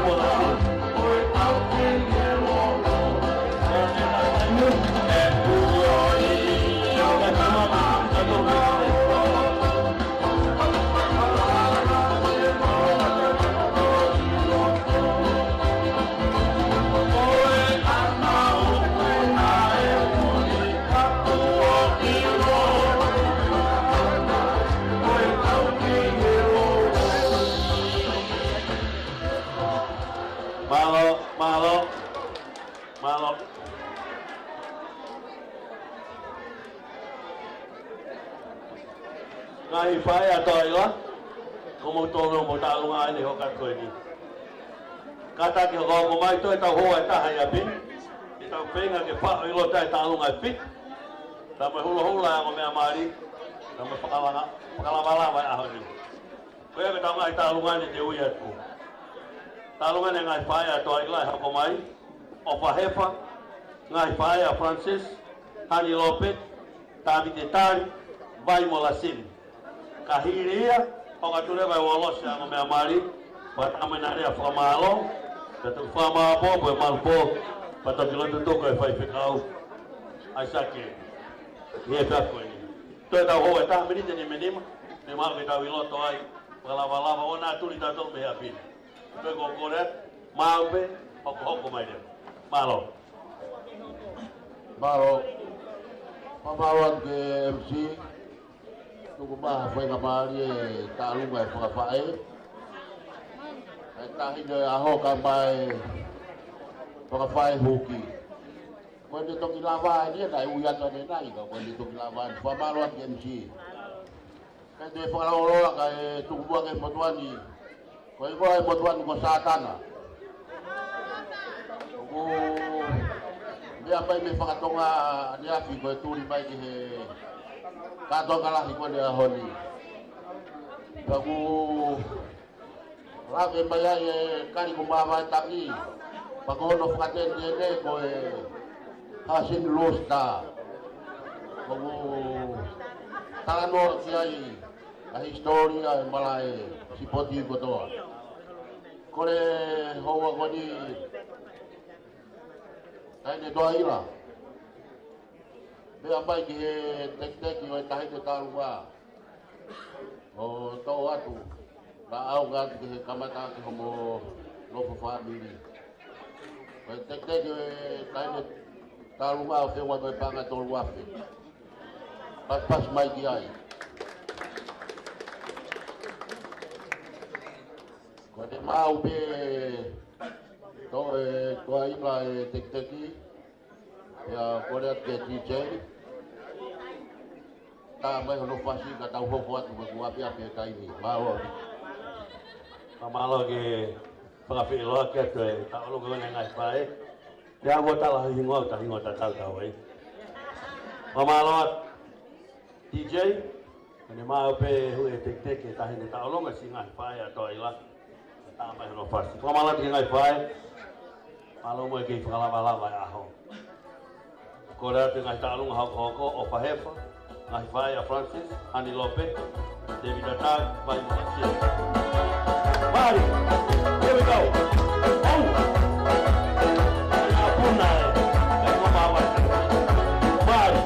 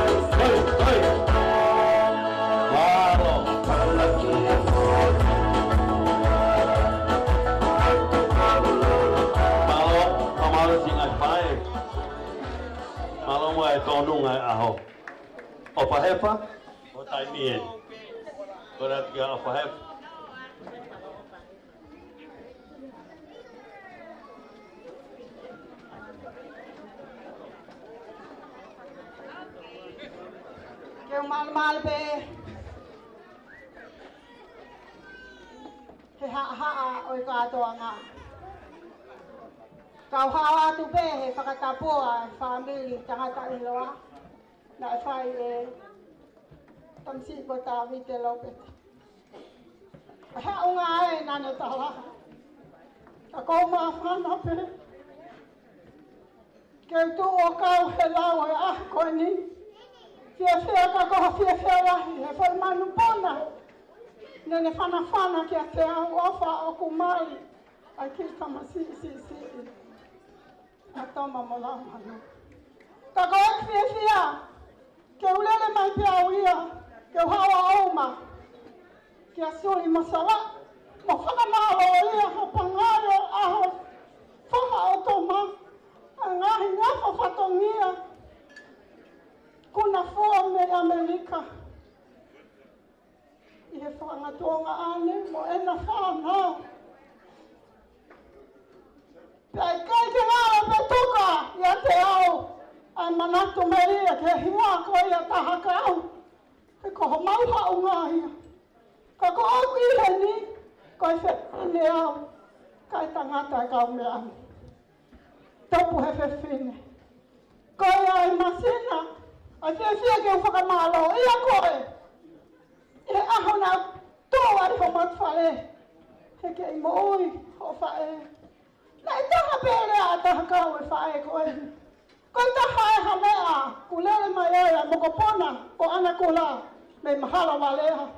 Ha ane whio ma sena, ko tō maalie, e whangamari hoku whangatonga ane, ha ofa rani ma, ke kore havisa me Amerika he taimia, o whakawhawhonga, kai komisiona Amerika o tonga. Ko ia ko whakamalo ia ke whamiri, tangata inoa, kai ke pori peunga, ho tau masiva, ka ko tau whi ofa ani mo tau haunga. Ko ia e ofa mai manat na ko whakaloloa tua ofa atu.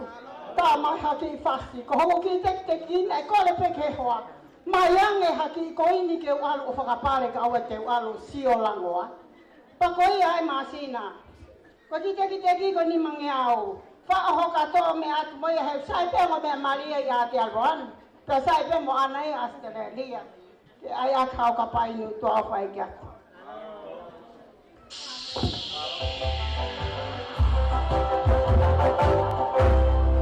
Dia bangas saya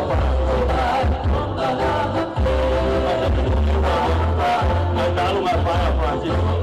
Nah ini akan Lopez dari Qatar, baiklah sini. Tahu nggak jauhnya? Kata kita Lopez jauh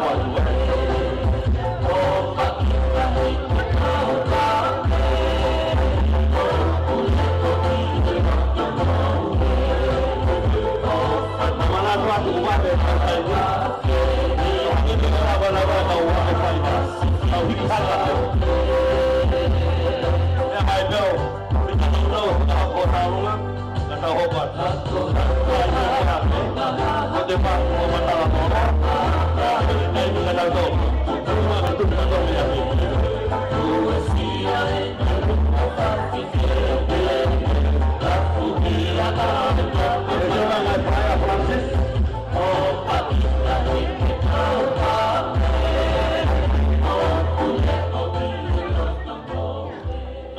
Francis mau tolo ini, ogat ko ini ya.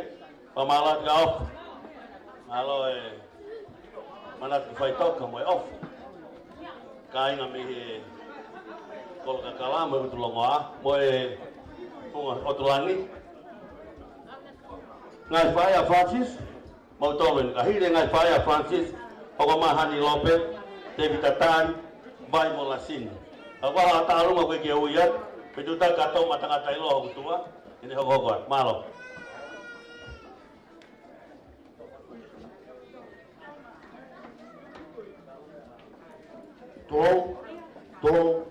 Tulo. Tapu mo Bolivaru loto tatau. Oku afio whakarewalewa. Ia koe tui. Ia tau loto. Tapu mo api ko whanua moto. Ai whakatapu ki he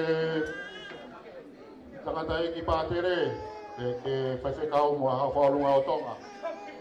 Tapu mo e ongo whahu o e aho.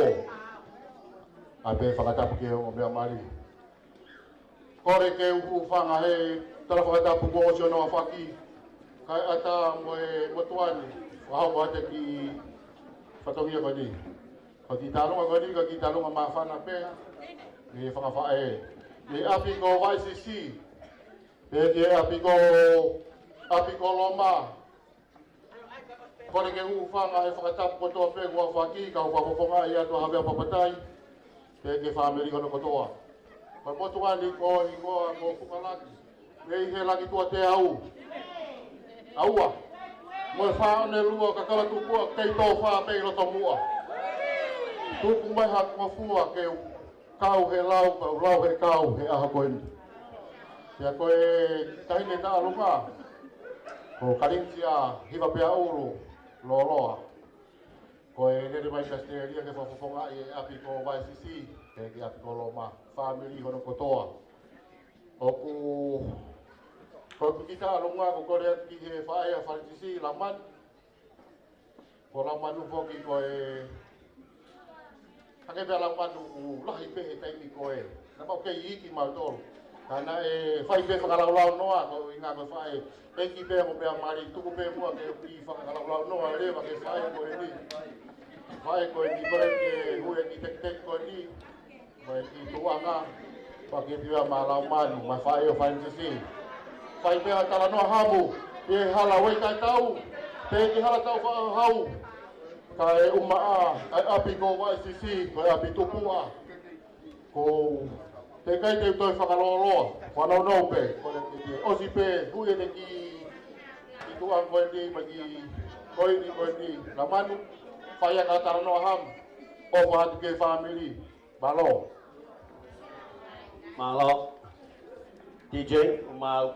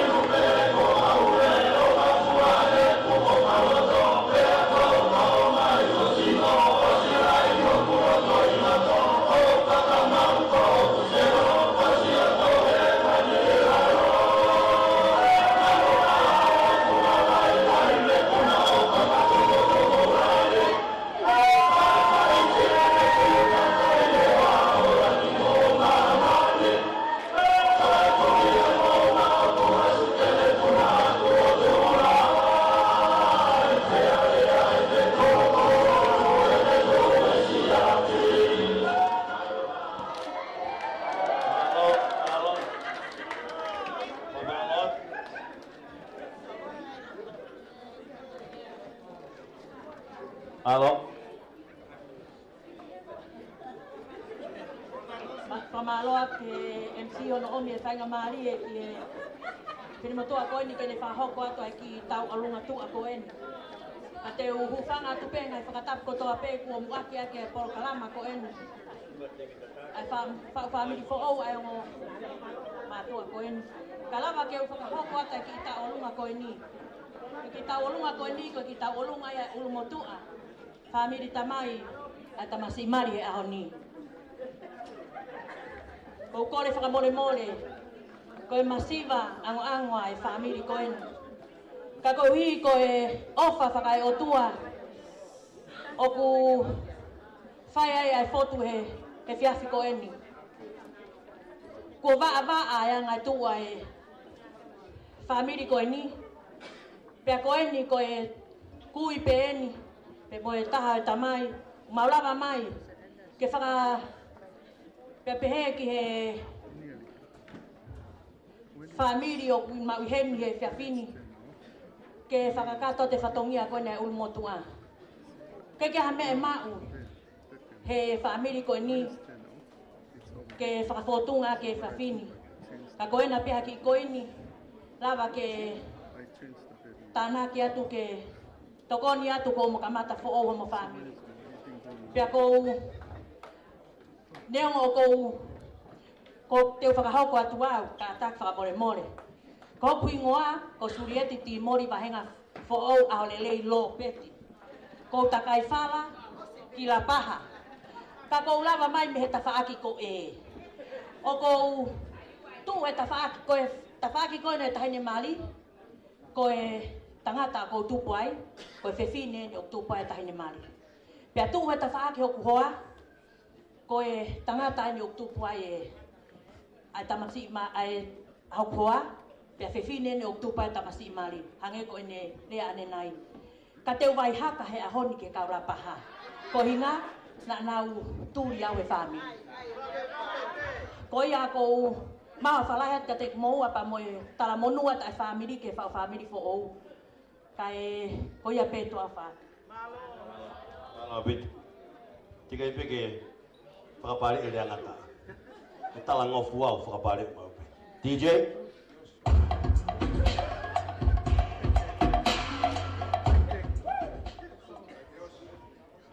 Ka taki, fumaa whana.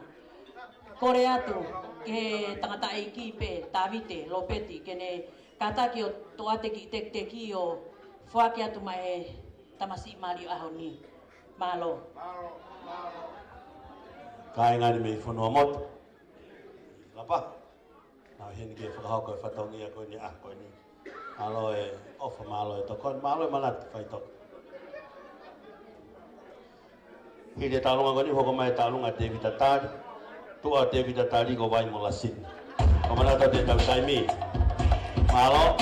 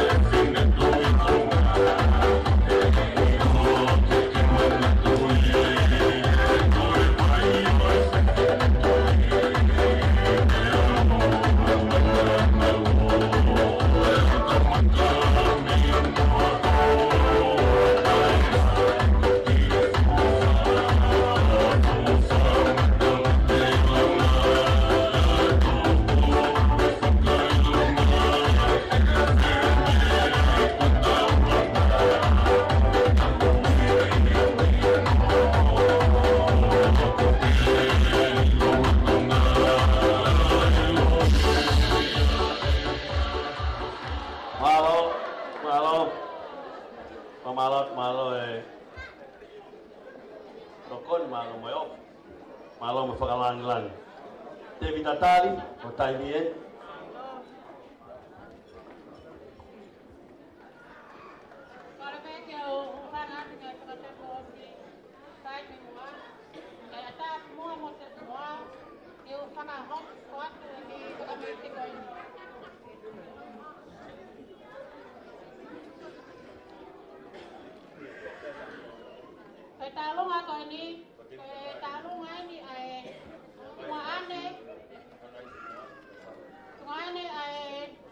Mari. Sí. Hola, tío. Hola, tío.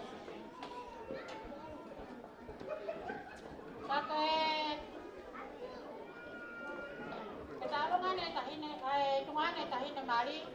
Bako ono tungane peni ukutua tuwa. Kamu nakio fifine. Bako ya peni ne faye mau ketalunga fiasko ini. Bagi tuang ay talong ay kiba ko puna ko ini aflo ka pe anais Julia kiba ko puna ko ini si fuati pe pa ma anais lahi ma saya baila ila bagi tek kita letak apa na bagi ulo anais ko kore atu mea tu mua hui ke tu mea ka mo ki poi lore. Leo ko ke lahi. Ko ma ki masiva. Pa ko ma ngata anga pe. Pa ko yai. Ko ko la ti te ta mai pe mo ha pa nya fas malo. DJ.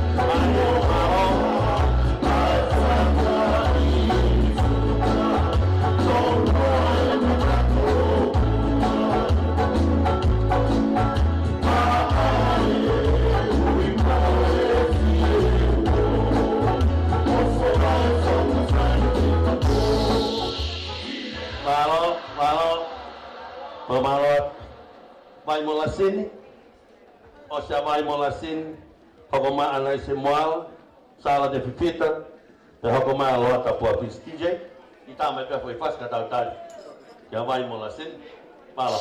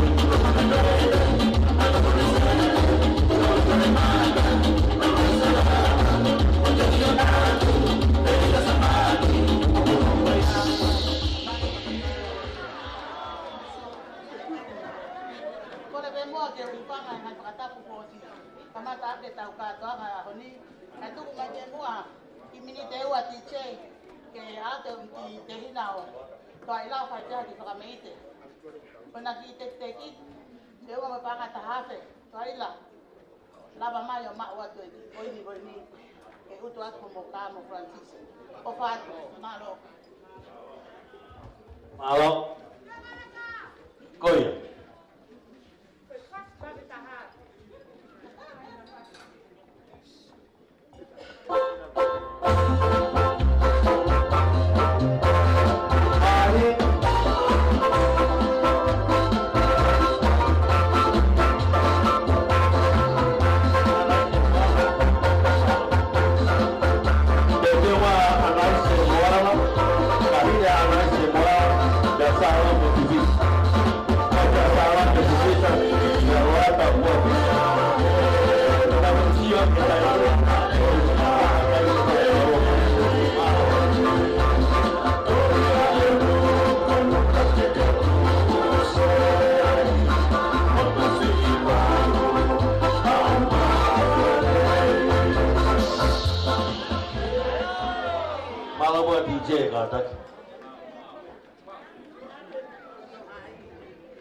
Ana ise moala, o taimi.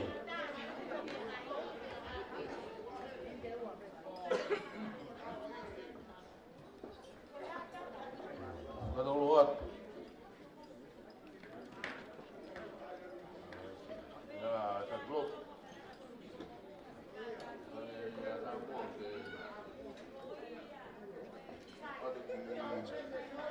Kalau tu apa ni? Ya, ini dia bukan olo. Bunga gue tadi, nono apa itu? Ki BSP uang. Ni bola. Kau mai pak sami. Gue toh ya apostolo kai na gue. Tuhan ai o tua we ni aku toh. Ke tu mbak ope ai ngai dia ope pak mi. Ufo mole lahir. Total. O que carre aí é feio uma. Que talat, mas roma é ofa é o tua. O fai, tá lá para colocar aí as coisas. Porque ele é aqui. Porque tá longe a ni ko fai é tu tá coi. Então ele é a roma. Fai não aí tá. O foi lá. Iya, apa? Kamu lagi tak mau. Lagi hamil aja mau uang. Siapa ni kau ni? Masih. Ni apa tahu kilo ay? Kalau tu ni aku nak kalian. Kau ni tak tahu ni apa? Lagi hamil. Bukan mai dah ini tahu aku ni gitu ya, kau jadi lo. Kau fikir lagi ni lah. Kau faham mau ya kifai. Ai tai tu lau ni ya awan. Cái hầm như ấy là bác là mắc bệnh thả. Ui no. Ya cô đó. Anh ấy gì? Là tôi thấy ngoài cái gì vậy? Ya lũ lên. À chỉ có phải làm tụng đó. Nếu là làm của ông.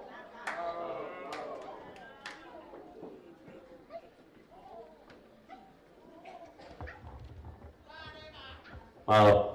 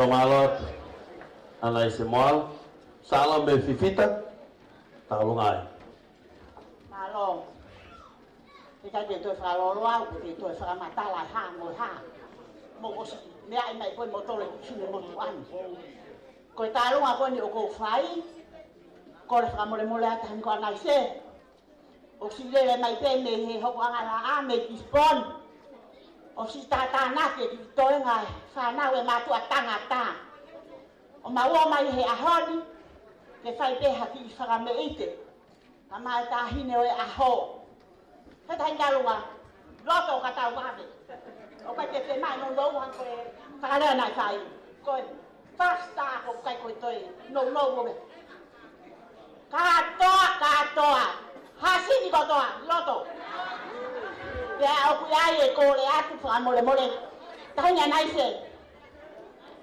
le amai ki to lai ta ha u pauli ne ko lo u pe ku ke sai te i hak yai hoi ko ilo ko ke si ya o ki he no fo ko na wai me he ta me he na si la mai ha o ki tua wa kau ta la mai pas le le vale tua o pa para sisir kita kami kita betul tahu sisir betul kita mau apa kita betul jadi kalau hari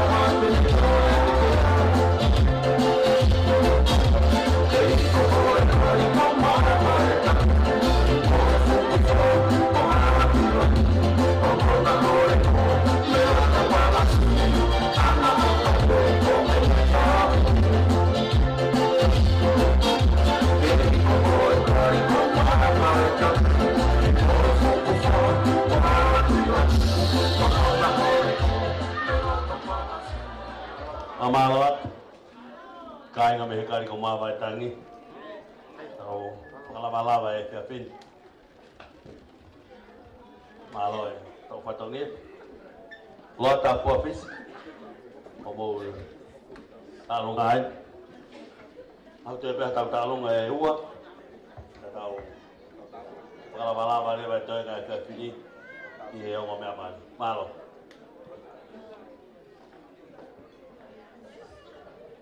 Lota Puafis. Te ukore ke whamalmalu ngai whatap kotoa pe ko o sia whaki atu mei ani. Kai ata mo e whine mo tua ko kita. Ke te whakahoko atu haki I whato ngia.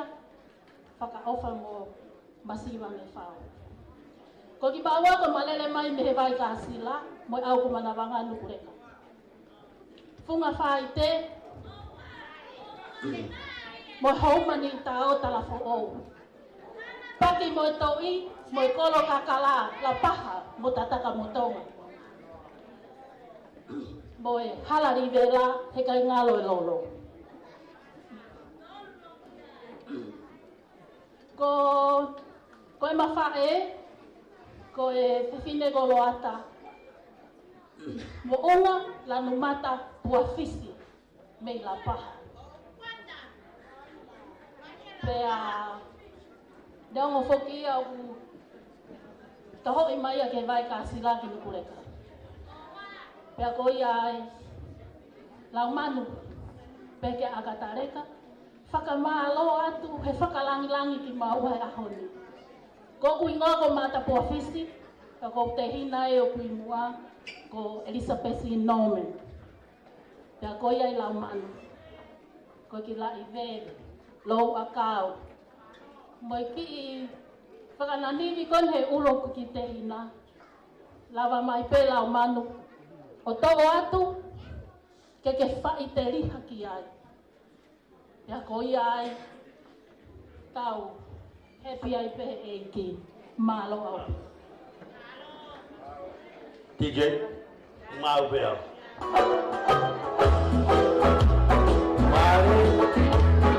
Kemudian naik kelas lah. Kenapa yang mana? Bagi tanah yang jelas maka tinggi. Kalau bagi tanah yang jelas maka tinggal jelas.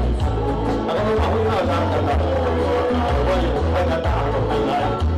Kalau mau cuma. Kalau yang nak fokus. Kalau ini bagi selalu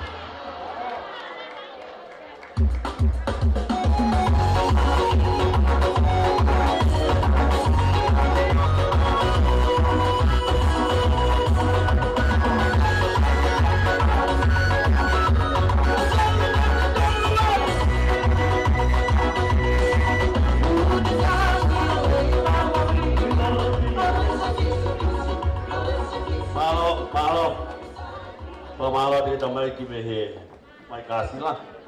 Malo koe family ne tangata ai ka to ai la na hokat koe. Malo MC mau kai ngamari ko le temo a ke to e hawa te kai ngamari ko ni. Ko ki tawalunga ko ni ko tawalunga ne family tamai a to ai la. Whakamokopuna o te tatari mo eritisi ko nā taimi e ni tatu whakaora. Tau ki whakahau ko atu te au ka te whai mā taolunga. Ko bingoa ko eritisi tatu whakaora.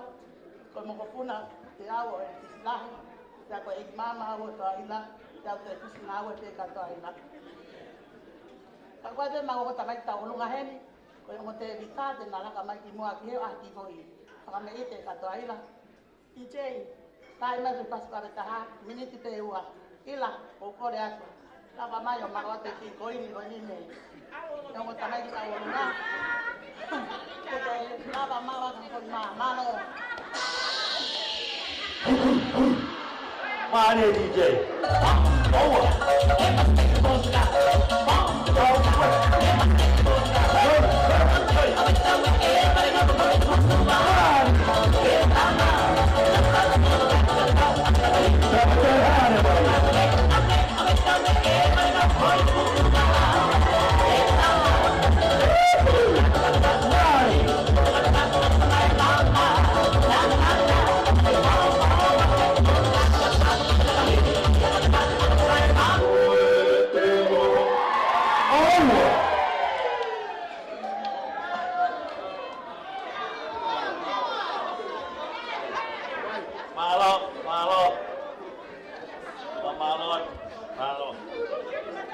Pagi pe tau ka to nga ka ko na ka pa.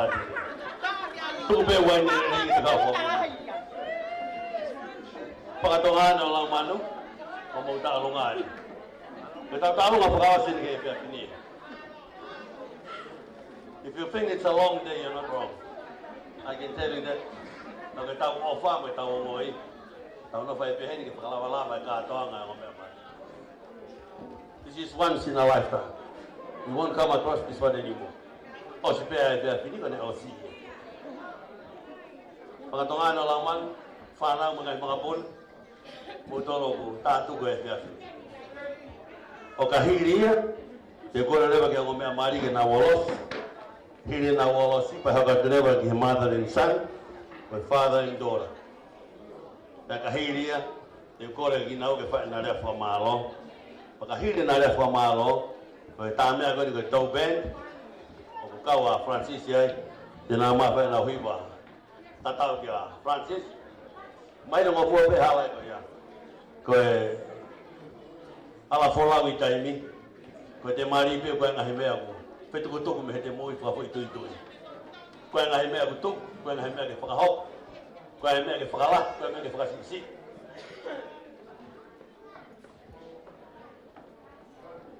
Amara to mo kata ki DJ, kita mai ki fra bele bele mai kata to khokat.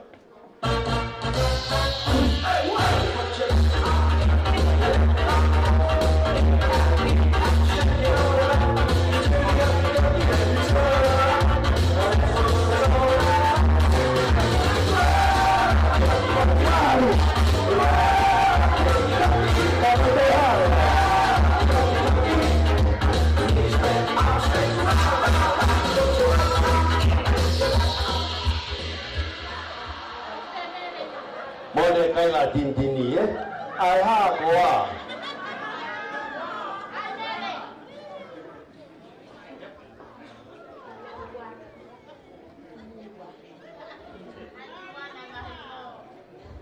Kore ke uhu whanga he whakatapu ko oso no whai. Kai ata muau e whai ake ki whatongi a koe ni. Ko hoku hingoa, ko mere seji mo unga, ha o me niwa fo o, mare ki ra paha, ki he foi whaka ea, ko Dominiko whareata mo unga.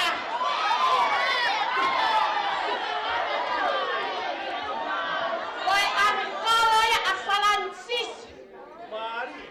Francis. Ko rea atu.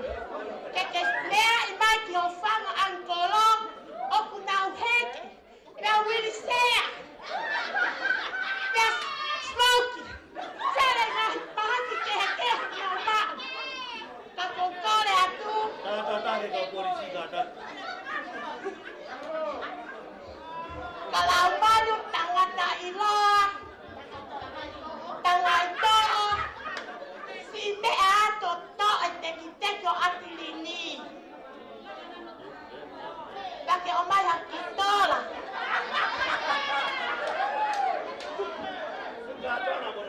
Iyo. Pero o wana me kohofie fahu.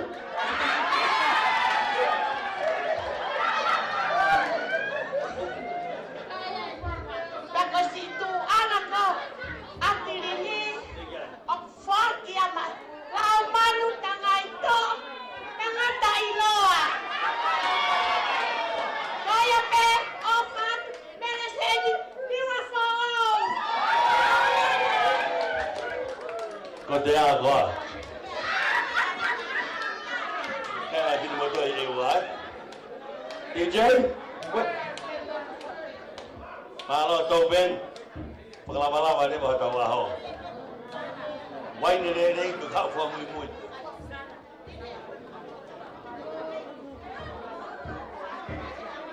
Okay.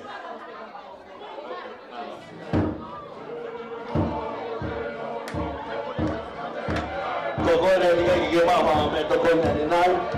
Porque se llama que tu o de to pap. Por lo que ya acá pe ya pe no. Como nada te fue acá que por.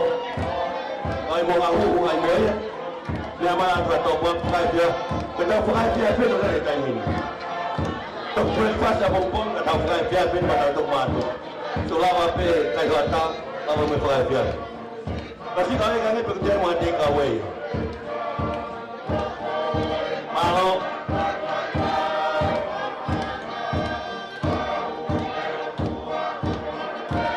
Mari. Okahirien. Pagi programa makin menjadi petak pekong. Dah kalau ke walos yang kami amali. Kita programa pengawas ke itu. Malo.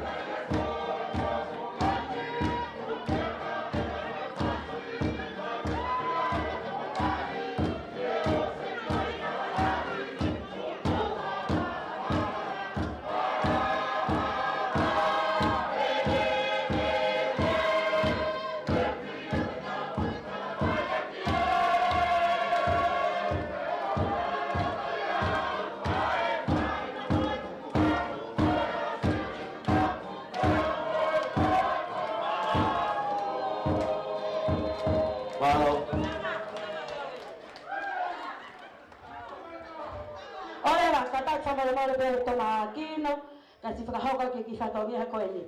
Tok hako eke maka te apo ko hai hau he tuke takato a ngā ka whakahoko whatongia hai maro ke MCA ni kaume hoko hako ki whainga maari. Koe ki whaka me i te kono kuoko, I mean o ki mea o whakon whaki. Sia mo tuke o longa. O whenau pe whakansisi ke whakailonga i ene ki kaurai ne. Ai hanau ki pōpō, koe uhi ngā koe. Nau si fie hela mai o kau ngā whanonga moe. Ta koe koroia koe ni ai whakatunga ane, whakmai maha kaula manu, ko pule paki ai. Koe ni, koe ula ki, koe ki pulu pulu, o e pesmeni ko Brendan Wallace. Kasi, koe to ate mea Brendan. Koe hoko, whaki ama Henry. Henry, tau hia tupe tia tuku ke an maku hotok abu na mai hoa. Koe hoko, whaki ama Sasa. Pea koe whakaosi rewa, whaki ama Te Vita. ki whatongi a ke ia malo. Malo pito agata pangalan. Pesmenya udah juga dari kana te. Malo DJ, here we go.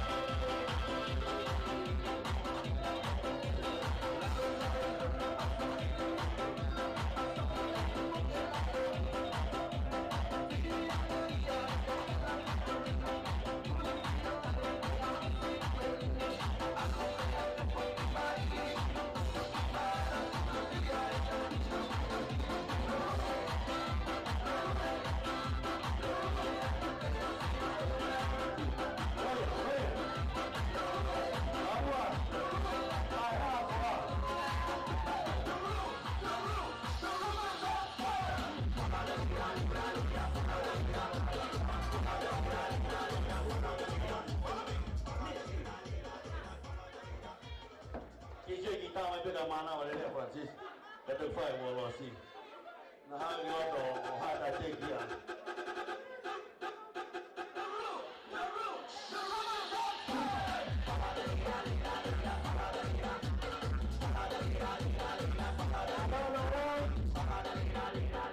Para apito ko e bana ko ya ta e hoki ko ya Francis fale ata mo ma kwaki ya mai ka laine a ila to ila tali tangata iloa. Pamole pe paho pare ata kabau ki paho ko pe ki fatongia ko ila ko pule a ila ya pa mi ta mi malo ta leva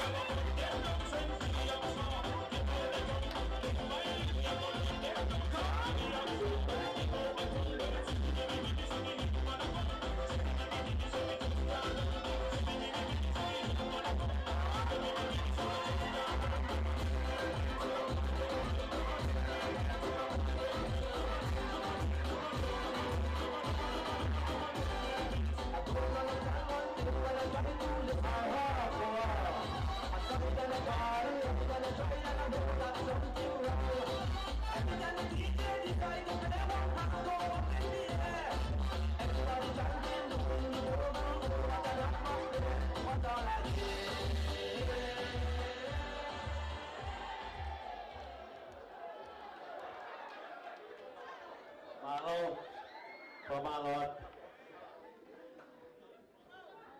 ini adbeo tag dilaw mana wala ni gato to kokot pamalot nga hitawolong at mga nga ifwak pay gato betung hayo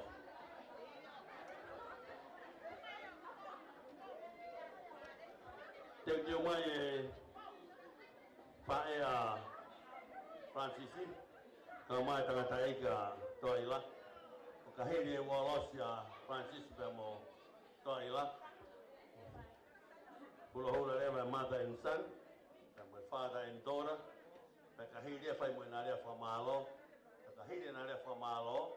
Ko mai kalapu e tau ben, pena li wei whasi tahau ta.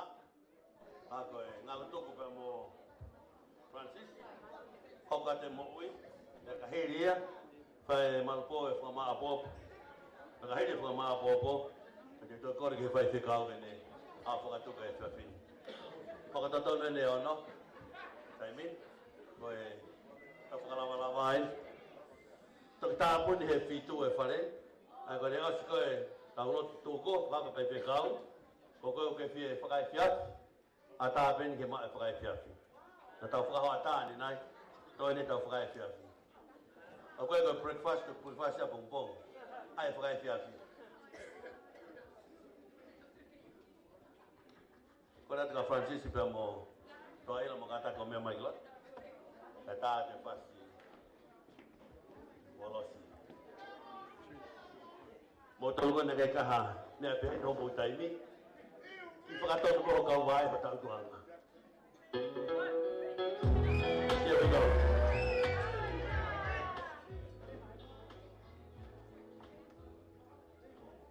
Ako kore mea kau nā tōna tokanga e ahu ki whare ni nā whaweka hae me tamate ahi. Nā mā tuwange mai.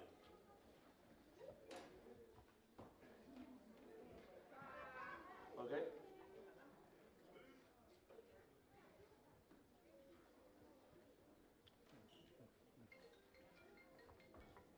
I whaman manatu ben ai stepu, Francis. Te toka ina ke tuku he wae o toa ila.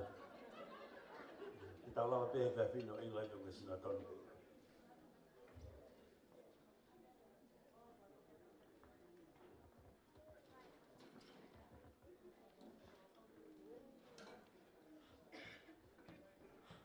Okay, DJ, take us away.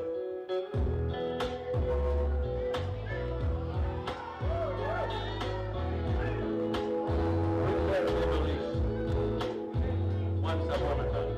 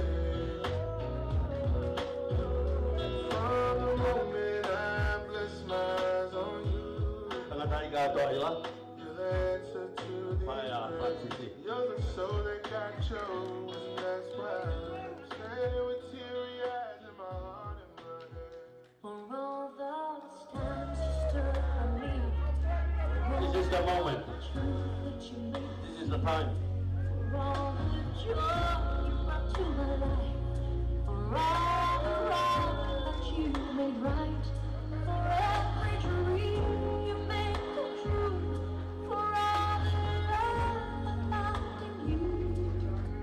I'll be forever thankful, baby. You're the one who held me up, never let me fall. You're the one who saw me through it all. You were my strength when I was weak. You were my voice when I couldn't speak. You were my eyes when I couldn't see. You saw the best there was in me, lifted me up when I couldn't reach. You gave me back 'cause you believed. Tomalat ke ngoma tua Thailand, ngoma tua Francis. Cuma ke microphone ke tahan ada pemalo, kahir dia pahak kumai tau ben, tapi pengalaman kita tu hebat kau hebat.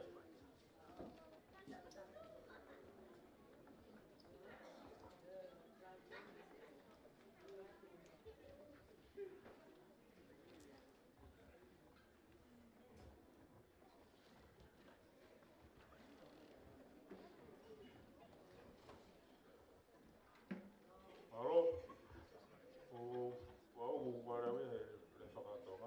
Atu ai whapapalang e tege ta poto first and foremost, just like on behalf of myself and Ila, we would like to thank Men above for blessing us with a beautiful day today.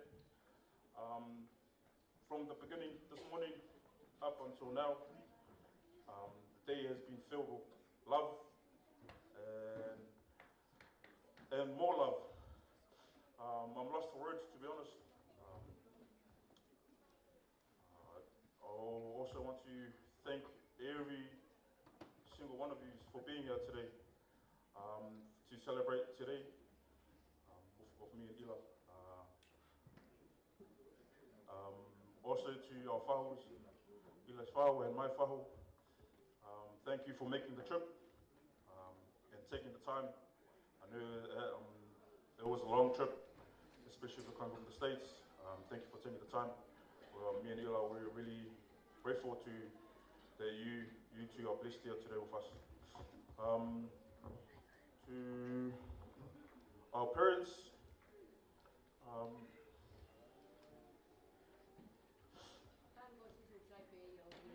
koe alu e nia.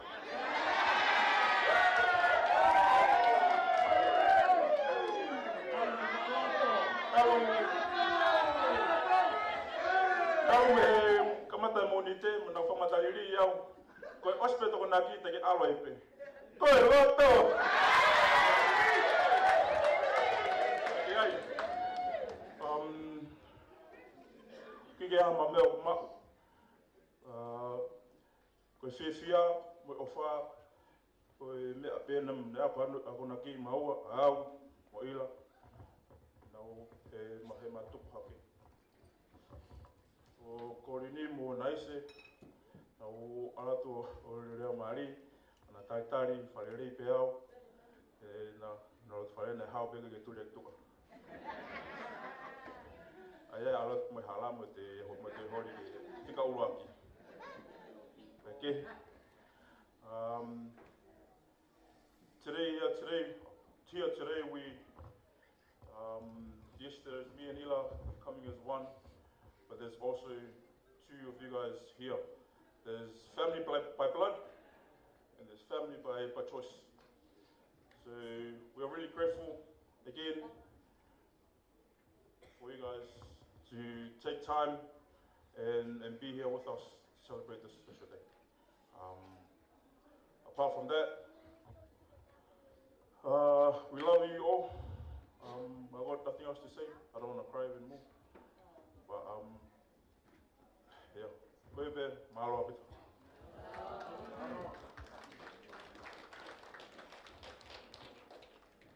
I think one thing Sisi forgot to say was thank you to our Heavenly Father for guiding us to this day. It's been a long run. It's been 2 long years, and if it wasn't for God's guidance, this day wouldn't have happened. And if it wasn't for both our parents' prayers and sacrifices, this day wouldn't have happened. A special thank you to Sisi's family, both his mom and dad's side. Malo e tama whakaofa-ofa. Koe ni tau awa I pēa o ia mo Sisi.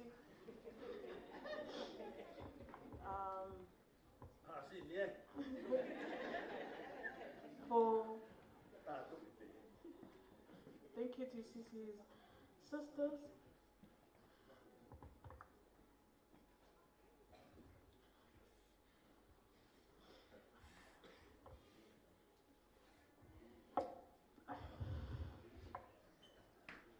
Thank you for standing beside us through this whole planning. There is no words.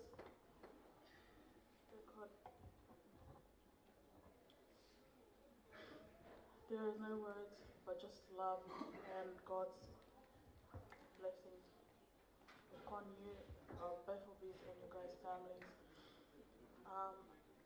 Thank you to my parents and both my mom and dad's side.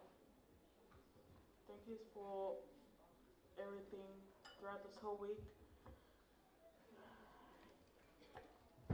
A special thank you to both our whahos and to those who have travelled from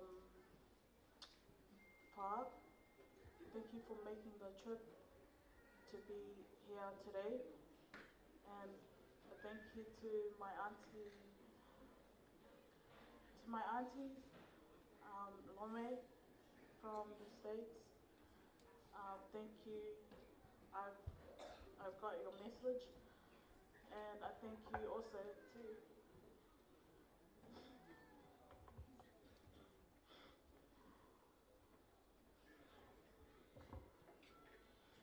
my auntie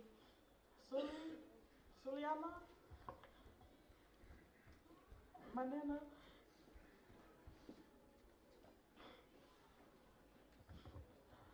Lexieli,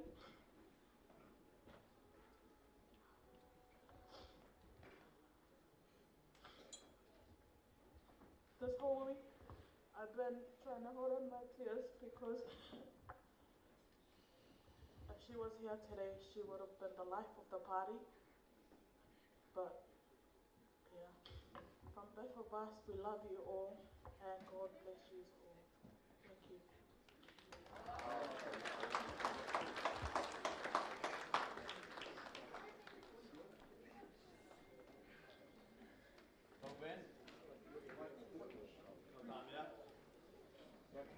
Ka hei ria ni pai whakakatere mai marupo me Amerika. Ai whamalo. Whamalo, whalawalawa ki tautor hei. Pai whikau hei. Ko e teo uwhanga e ngai whakatapu na e a whaki me mua. Ka e whakalawalawa whatongia koe. Koe i kau tapne a koe i mua. O kui koe taupe. O ku whakingote ki he nau kui. Ko ko William tau me vava.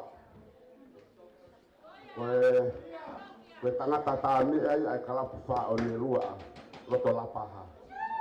Pako nau whanga mokopuna koto ai, kawe mo Francis. Pako kia fo hiva ia, e mana ko taha ia Francis. Pako fo hiva koe ofa anga. Koe whaia pe nawa ko hiva, wha pe fo ke ofa anga. Whaka os patok tuku helai ni taha poko rua. Koe hango fuu pene o si ma Francis ya ke tae ofa angani. Pako iai kau wha whananglang. Me whai whikau, me ongo whahu. pe mua ki ni te ni magoni ma ki whainga maari mai whanau ko nau whakamāwai mo Francis e kai pe ha Francis ki kauhiwa koni ko e pe malo api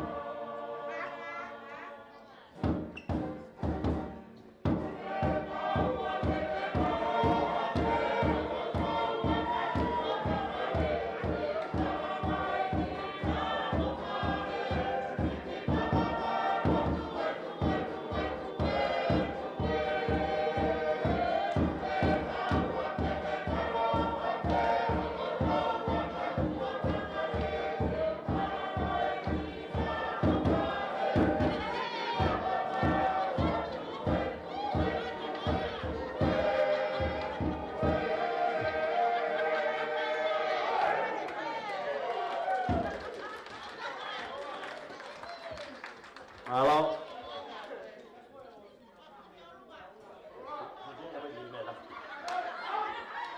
Thank you.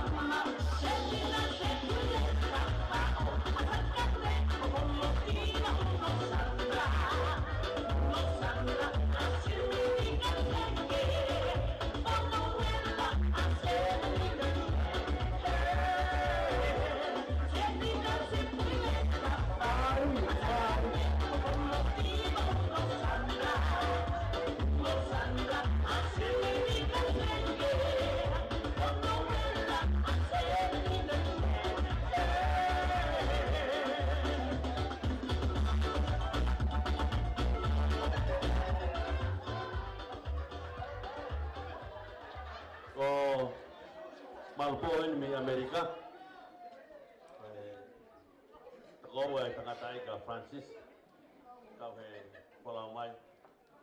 Kau ngafi fi mo tau tau he ako. Kau jadi fai le fa malo. Hi dia dia ko le fai pe kau kai sa. Kau si malo. Kamalo MC, tumai whakamari o pangai, ke whakakato e whatongia. Go tala ke whare o tui lolo ko, ki a malpo ke ne whakamalo. Ka ku whai e honga ia I he whakahonga. Ko e ahoni na e whai hono teu mo e amanaki. Ka hono whakahoko ne kai tau si kawai. Koe re ai o e fiaf koe. Tapu mo e taka wharu. O e langi tau pot. Whakatapu atu ki a ki nawa o e aho koe ni. Whakatapu atu ki o naongo whakalangi langi. Matapatu ke tangata e whai whikau. Matapatu ke malpo. O hau tauru. O makalanga hiwa. O kena o tōro o hai e kawhai whanua. O pai ke o silawe. Kaku ke bea I he.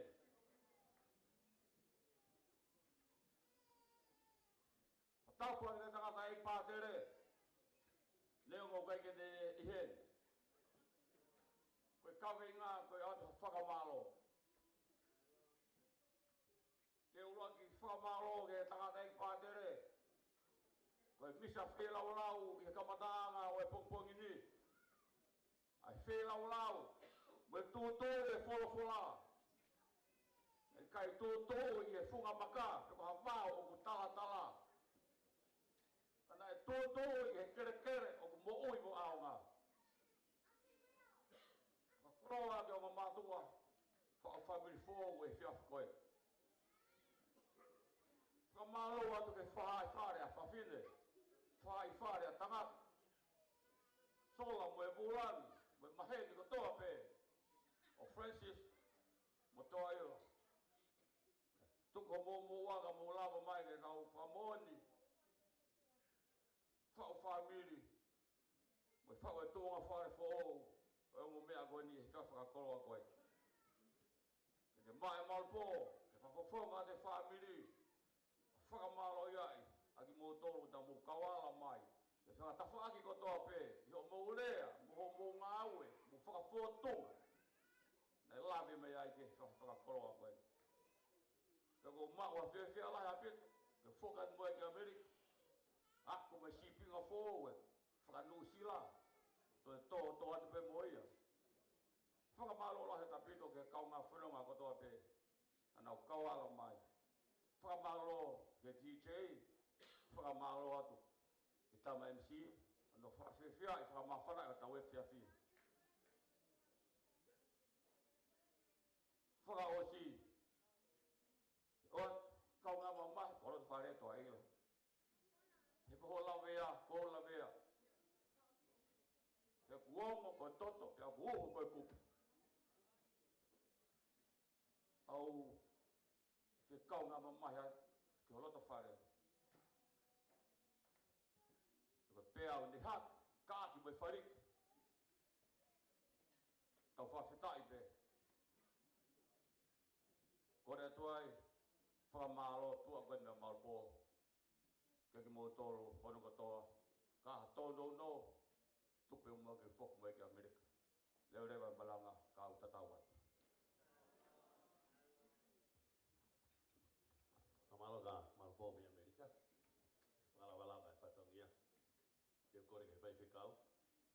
Whaasere whatau e whiawhi. Kau taku mawahi me hine whitu. Wai kai turi tauto. Mea toko ni whakai whiaf. Kofi whakai whiawhi, mat whakai whiaf. Awa pe moe pāga mo toko pe maha mo inu. Well, don't drink and drive. Ask for a sober driver.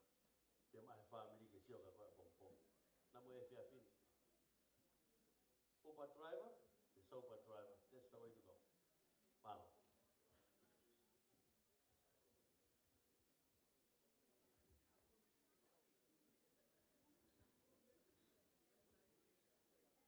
Taulotu. O tō mafi. Ko koe koe arifa pia me o meka. Ka Fiona koe ka mataanga pia me ngataanga. Kana ikai te ke kau, ikai ke maua kono whakaosina. O kui kai laua e ka mataanga ka kono whakaosina. Mau iro na ke i heni mo ki mautoro. E ki alo o whai a Fiona, ka ke hanga o tataki ki mautoro he kōko ne malu aki. Ave ki mautoro, ki mau malu mo hao, ki ho mau ngahi nofo anga. Ka koe mea te pū, ai ongo mea koeni o makatu unga ia e mau i heni. Ngahi ako naki ko toa veu, ngahi lelei ko toa veu, ko tūtū i he tangata e ki pātere. Kai umai kau ulmotua, kai umai whahu, moki mautoro ni hono kotoa, mau kau he whakamooni. E ki whakamore more, kau i he rotu hake atuni, whai ho mau tataki ka mau mau whimari, ia kalaisi pe koe aro, ka ko mau whakamooi. Amen, ka koe keresia tau e kasi sukalaisi, o whatoe tamai, whio hiwa me lau maari ma on oni, tu tuku ia mo ki tau toroni, pe ona hiri, kai whai koe tae ngata. Amen.